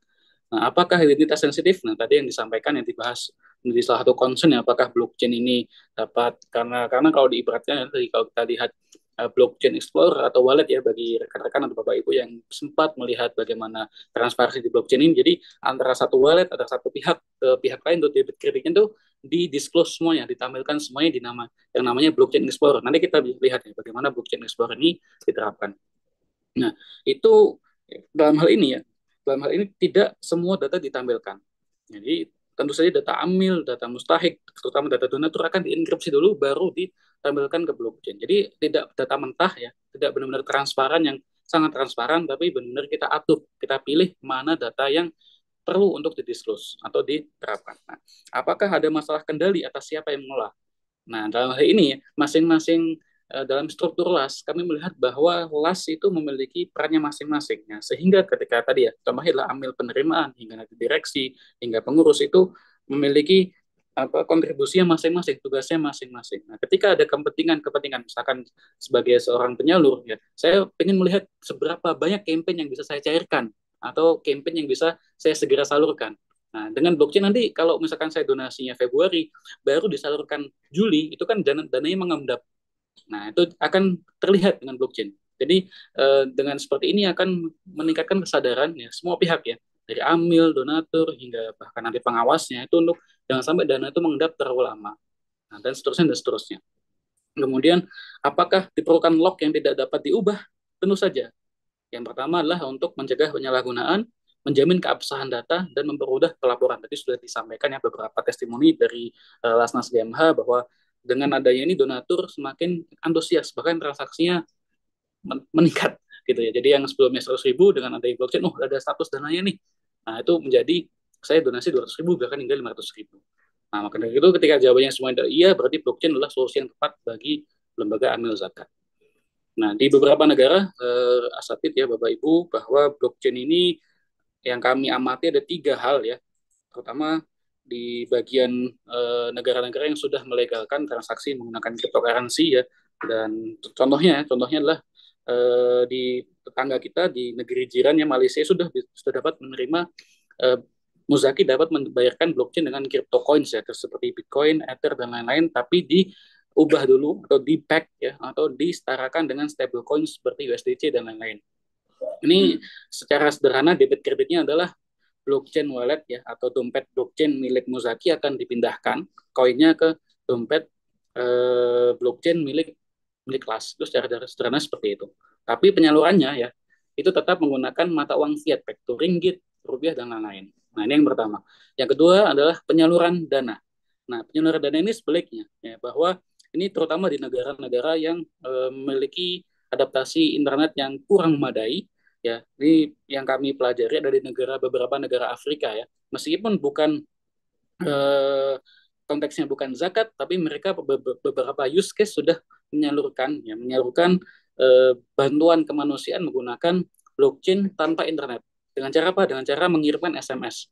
Sehingga SMS nih ketika di redeem dengan kode USSD, misalkan bintang 881 pagar.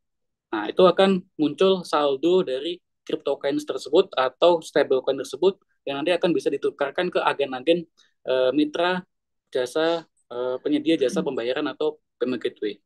Nah, jadi nukar dari SMS menjadi uang cash. Nah, di negara-negara di Afrika sudah ada beberapa yang menerapkan hal tersebut. Nah, di Indonesia mungkin belum bisa ya, karena memang secara infrastruktur masih belum mumpuni, karena masih ada agenda dari Bank Indonesia selaku bank sentral yang masih mengembangkan digital rupiah berbasis blockchain. Nah, seperti itu. Yang terakhir adalah tata kelola ini yang sudah diterapkan ya beberapa LAS di Indonesia dan beberapa LAS di luar negeri ya, yang mana memang LAS tersebut akan menyediakan teknologi transparansi ya. Jadi penerimaan menggunakan uang fiat baik rupiah, ringgit, kemudian naira, Nigeria dan lain-lain, kemudian untuk ditokenkan, dicatatkan ya, minting berarti dicatatkan dalam blockchain sebagai penerimaan hingga nanti ketika ada transaksi penyaluran dipindahkan menjadi token penyaluran. Yang mana memang benefitnya bagi para muzaki, munfik atau donatur akan menerima WhatsApp notification atau email notification yang akan menyediakan laporan real time status dana mereka.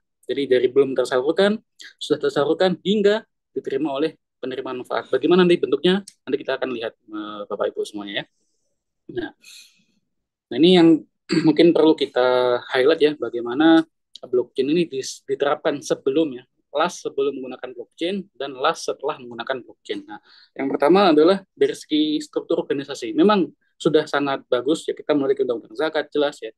Karena di beberapa negara itu regulasi zakat itu masih blur ya. Di Indonesia sudah memiliki kepastian hukum, namun terkadang ya mekanisme yang masih tradisional menyebabnya kurangnya efisiensi tata kelola. Yang kedua adalah tata pengelolaan dana ya, pengelolaan dana yang berbasis dokumen fisik atau yang berbasis spreadsheet itu rentan terhadap kesalahan dan atau manipulasi. Kemudian dari segi kepatuhan dan regulasi, memang sudah ada peraturan, kemudian framework hukumnya sudah jelas, tapi terkadang untuk pengawasannya ya itu mungkin belum menyediakan pengawasan yang real time untuk monitor pergerakan dana. Seperti tadi ya, di statusnya bisa diketahui apakah sudah disalurkan, belum disalurkan, hingga sudah diterima oleh mustahik atau penerima manfaat. Nah, dari segi transparansi dan tata akuntabilitas, dengan sebelum menggunakan blockchain, terkadang kita masih menggunakan basis transparansi yang bersifat manual. Kita kirimkan narasinya, itu nunggu misalkan 2 atau 3 minggu baru selesai narasi, kita kirimkan ke donatur dan seterusnya, sehingga Muzaki tidak memiliki akses real time. Muzaki atau Munfik tidak memiliki akses real time terhadap laporan penggunaan dana donasi atau dana zakat. Kemudian karena terkadang laporannya berbasis fisik, itu bisa menyebabkan biaya operasional yang cenderung lebih tinggi daripada yang berbasis digital. Kemudian keterbukaan informasi, ya keterbatasan akses terhadap informasi dana itu dapat mengurangi ya niat atau mengurangi ketertarikan muzaki atau munfik untuk membayarkan zakat melalui amil zakat resmi. Tadi sampaikan ya bahwa ketika Saudara Hasbi menyampaikan bahwa ketika ada teknologi yang kredibel, akuntabel, itu Muzaki cenderung akan pindah ke lembaga yang menyediakan teknologi tersebut, dalam hal keterbukaan informasi. Tentu saja yang terakhir adalah keamanan data ya. Sebelum menggunakan blockchain tadi sampaikan bahwa mutasi dalam blockchain itu bersifat terdesentralisasi. Artinya tadi diilustrasikan ada 4 ya. Nah, kalau tanpa blockchain itu hanya 1. Sehingga ketika ada resiko serangan cyber, ya ini sangat rentan terhadap kebocoran data atau manipulasi data. Ini secara detail bagaimana diterapkan dalam lembaga amil zakat ya. Ini alhamdulillah beberapa las sudah menerapkan ini. Itu salah satunya yang paling pionir adalah Lasnas BMH. Ya, semua pembayaran online ya, sehingga transaksinya menggunakan rupiah semua. Tidak ada keterkaitan cryptocurrency atau crypto aset dalam implementasi blockchain tahap pertama ini. Jadi memang nanti blockchain ini sebagai murni untuk penguatan tata kelola dan transparansi serta akuntabilitas. Nah, biasanya ada poin-poin akuntabilitas, transparansi serta otomasi. Nah, dalam hal ini kami juga memperhatikan bahwa tidak semua donatur itu memiliki akses terhadap link pembayaran seperti e-wallet. Mereka lebih cenderung menggunakan bank transfer yang sudah metode konvensional. Nah, apakah blockchain ini hanya bisa diterapkan di pembayaran berbasis online seperti e-wallet dan virtual account dan lain-lain? Tidak. Ya. Maka nanti demi inklusi keuangan dan demi penyerapan transparansi lebih luas, ya ini sedang dikembangkan nanti kotak amal, bank transfer, hingga canceling yang keliling atau event-event itu bisa masuk ke dalam transparansi blockchain. Jadi nanti sehingga semangat crowdfunding tersebut ya, nah yang berbasis cash, tunai atau non-tunai itu bisa ditingkatkan transparansinya. Sehingga output dari penggunaan blockchain ini ya adalah penguatan tata kelola dan peningkatan transparansi serta akuntabilitas. Itu kemudahan yang pertama dari segi akuntabilitas ya. Bahwa fitur blockchain distributed dan konsisten data itu memberikan kemudahan bagi setiap posisi dalam hierarki struktur organisasi, baik itu pengurus, direktur, kemudian pengawas, auditor internal, yang memiliki tugas berbeda dalam menjalankan tugas masing-masing. Jadi masing-masing memiliki tugas dan tanggung jawabnya. Nah, kemudian status pengelolaan dana ditampilkan secara publik, nah, melalui blockchain explorer nanti ya. Nah, dan keamanan data lebih terjaga karena tidak ada data sensitif yang akan ditampilkan dalam publik.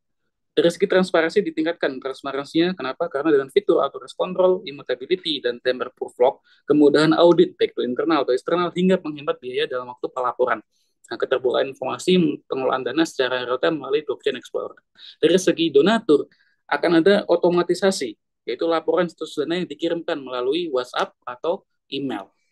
Nah, namun tentu saja kita melihat ya, selain peluang masa depan, ada juga tantangan dan pertimbangan.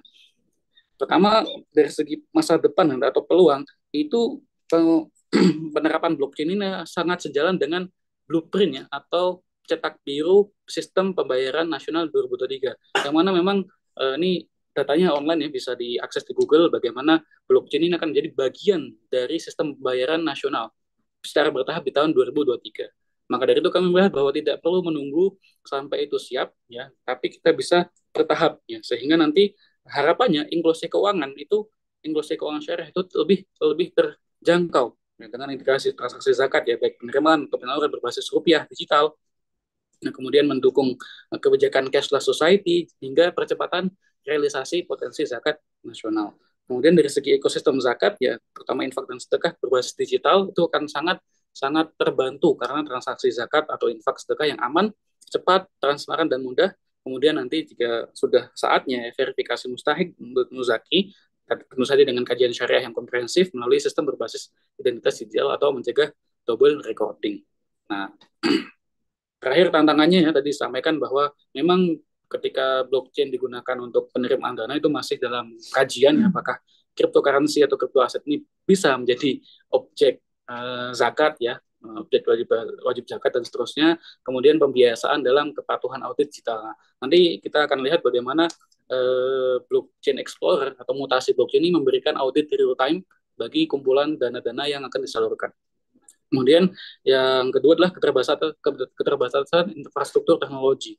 Nah, ini memang anggapan bahwa biaya implementasi blockchain yang masih belum terjangkau. Nah, ketika ada beberapa kelas ya, bahkan ada beberapa kasus yang memang kelas kabupaten pun sudah bisa menerapkan blockchain. Artinya ketika kelas kabupaten menerapkan kabupaten atau kota menerapkan blockchain, yang memang notabene mereka belum sebesar kelas provinsi atau lasnas, ya. Artinya tidak se tidak semahal itu untuk menerapkan teknologi blockchain.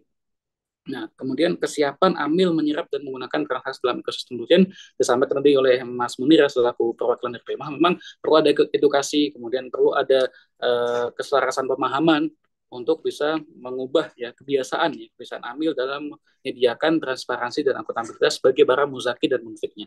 Terakhir adalah akses komunikasi daerah tertinggal. Nah ini mungkin mungkin mustahik-mustahik yang memang harus disalurkan ya.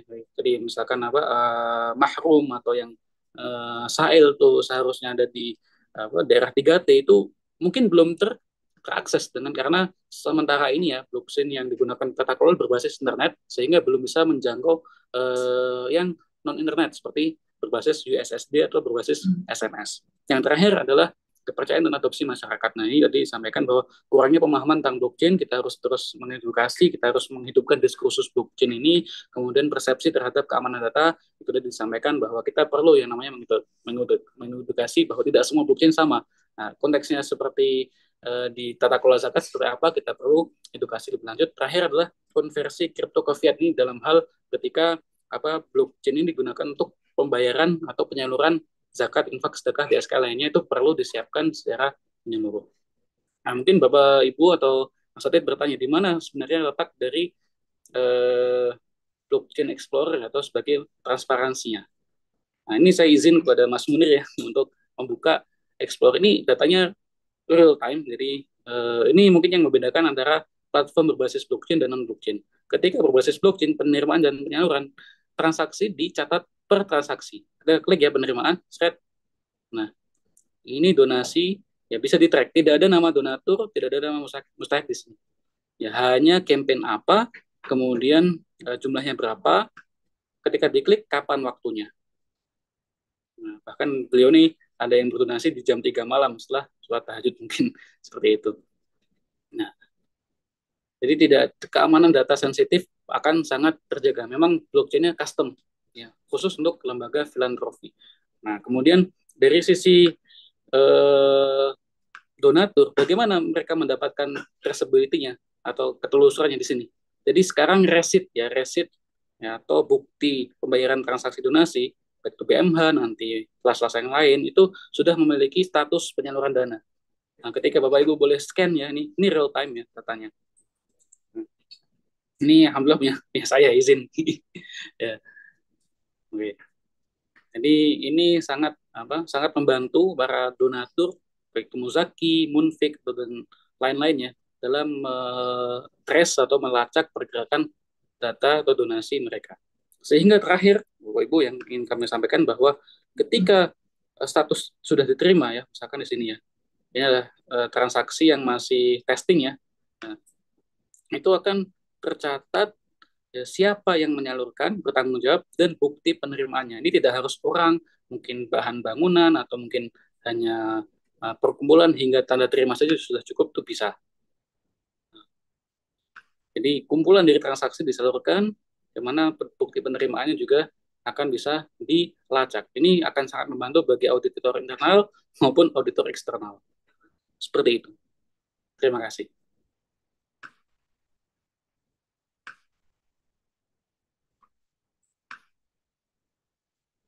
Baik, terima kasih banyak Mas Aman atas pemaparan materi dan detail ya tentang teknologi blockchain, tantangan, peluang, dan juga miskonsepsi dari teknologi blockchain itu sendiri ya. Masih banyak masyarakat yang mungkin memiliki persepsi bahwa cryptocurrency itu sama dengan teknologi blockchain.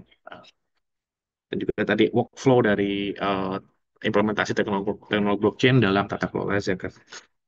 Oke, baik Bapak Ibu, mungkin informasi nanti materi akan dikirimkan mungkin ke email masing-masing Bapak Ibu, tapi mungkin izin ya mengirimkan form ya, nanti bisa diisi, nanti materi akan dikirimkan via email yang Bapak Ibu telah isi di form. Oke, sesi selanjutnya adalah sesi dokumentasi. Jadi mungkin sesi foto, mungkin saya bisa dibantu Mas Aceh untuk ambil foto. Pertanyaan nggak ada.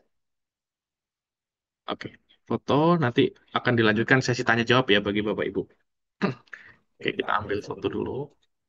Oke, mohon izin untuk para peserta, silakan memposisikan diri senyaman mungkin dan diusahakan untuk membuka kameranya.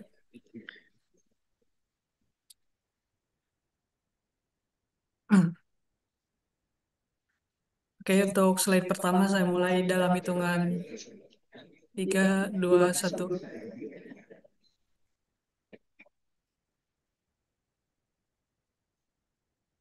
Oke, next slide kedua. 3, 2, 1.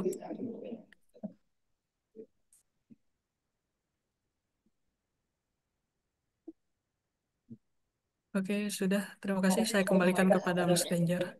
Baik, terima kasih Mas Aceng untuk sesi dokumentasi. Selanjutnya adalah sesi tanya jawab Bapak Ibu. Ya, mungkin ada aspirasi, mungkin ada sesuatu yang ingin ditanyakan, mungkin ingin diangkat dalam diskusi, silakan.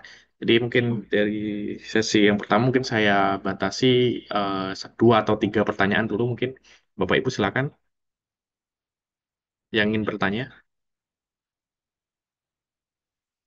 Nanti mohon sebutkan nama, asal instansi, dan juga mungkin pertanyaan ditujukan kepada siapa.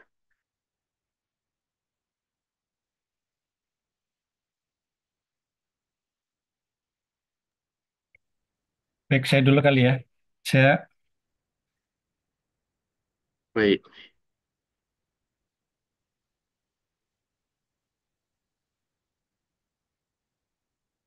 Bapak siapa tadi?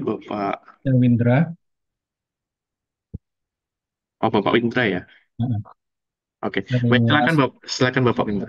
ya, ya terima kasih atas apa namanya sesi webinar ini ya sangat-sangat bermanfaat. Em, saya sendiri memang baru masuk di Las Al-Aqsa ya, dan minggu lalu ada sesi juga dengan Mas Salman berkaitan dengan rencana kami juga untuk sedang apa namanya melakukan asesmen untuk mengimplementasi eh, apa namanya iBantu ini teknologi blockchain ini.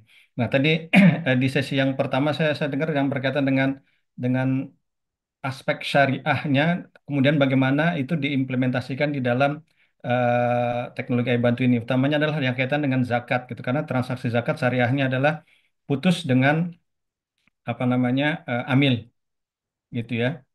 Kemudian kalau tadi dijelaskan di iBantu kan juga kalau untuk transaksi zakat penyalurannya apa namanya bisa tuh tracing gitu ya. Nah, itu seperti apa? Padahal kan zakat itu adalah secara syariah itu adalah apa namanya putus diambilnya itu ya. Itu yang mungkin nanti Mas Salman kali yang bisa menjelaskan gimana ininya. Kalau untuk yang infak tadi kan katanya untuk yang crowd atau apa ada programnya itu oke lah bisa ini ya. Tapi kalau untuk yang zakat nanti seperti apa itu di ininya di itu aja mungkin pertanyaan saya. Makasih.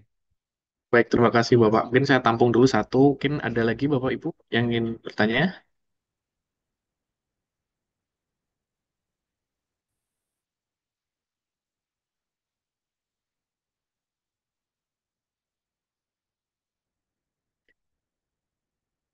Ada Bapak Ibu?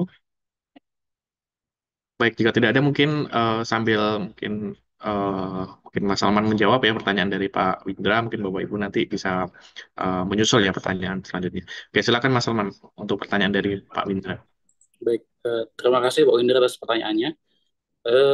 Yang ingin kita tekankan di sini adalah bahwa teknologi blockchain ini bisa di custom, Pak Indra ya. Jadi tidak ada istilah bahwa harus digunakan seperti apa yang sudah diterapkan di lembaga yang sudah mengimplementasikannya. Jadi tadi benar ya, sepakat bahwa ada kategori di aspek syariah zakat ya, ada kategori lisa ilin wal mahrum. Nah, itu memang harus dijaga. Jadi sehingga konfigurasi blockchain untuk zakatnya, ada beberapa lembaga zakat yang memang ya sudah transparansinya sekalian. Nah, jadi biar entah itu zakat, infak dan seterusnya itu di tracing hingga ke mustahiknya dan seterusnya. Ada lembaga zakat yang mungkin ya, mungkin tidak tidak sampai ke sana. Jadi secara tata kelola dalam aspek akad zakat itu akan dibentuk blockchain yang bisa mengakomodir kebutuhan dari kelas tersebut. Mungkin demikian, Pak Windra. Mungkin kalau ada feedbacknya mungkin boleh dilempar lagi, Pak. Oke, jadi customisasi ya nanti ya tergantung dengan kebutuhan dari las masing-masing ya untuk ininya Betul, ya Mas Rahman ya. Oke. betul, betul. Ya, terima kasih atas jawabannya. Oke, terima kasih, Pak.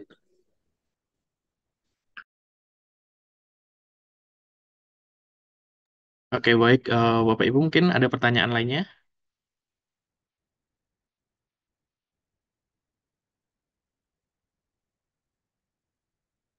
Baik.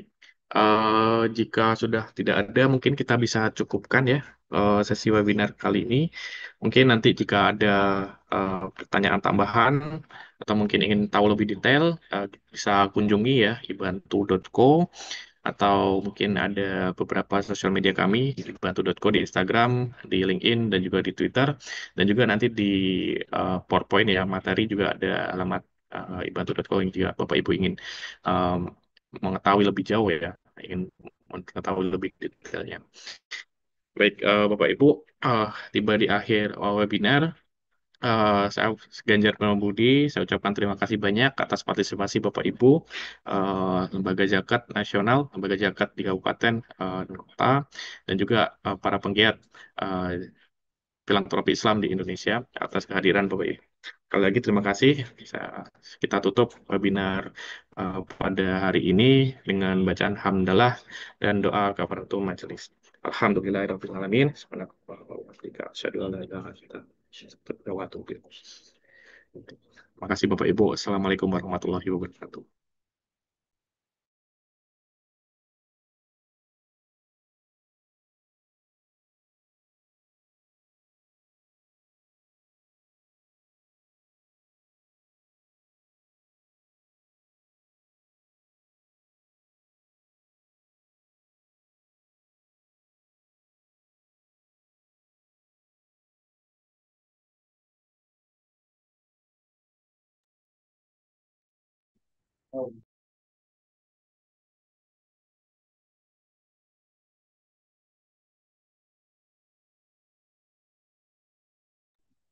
Iya. Terima kasih Pak Saidar.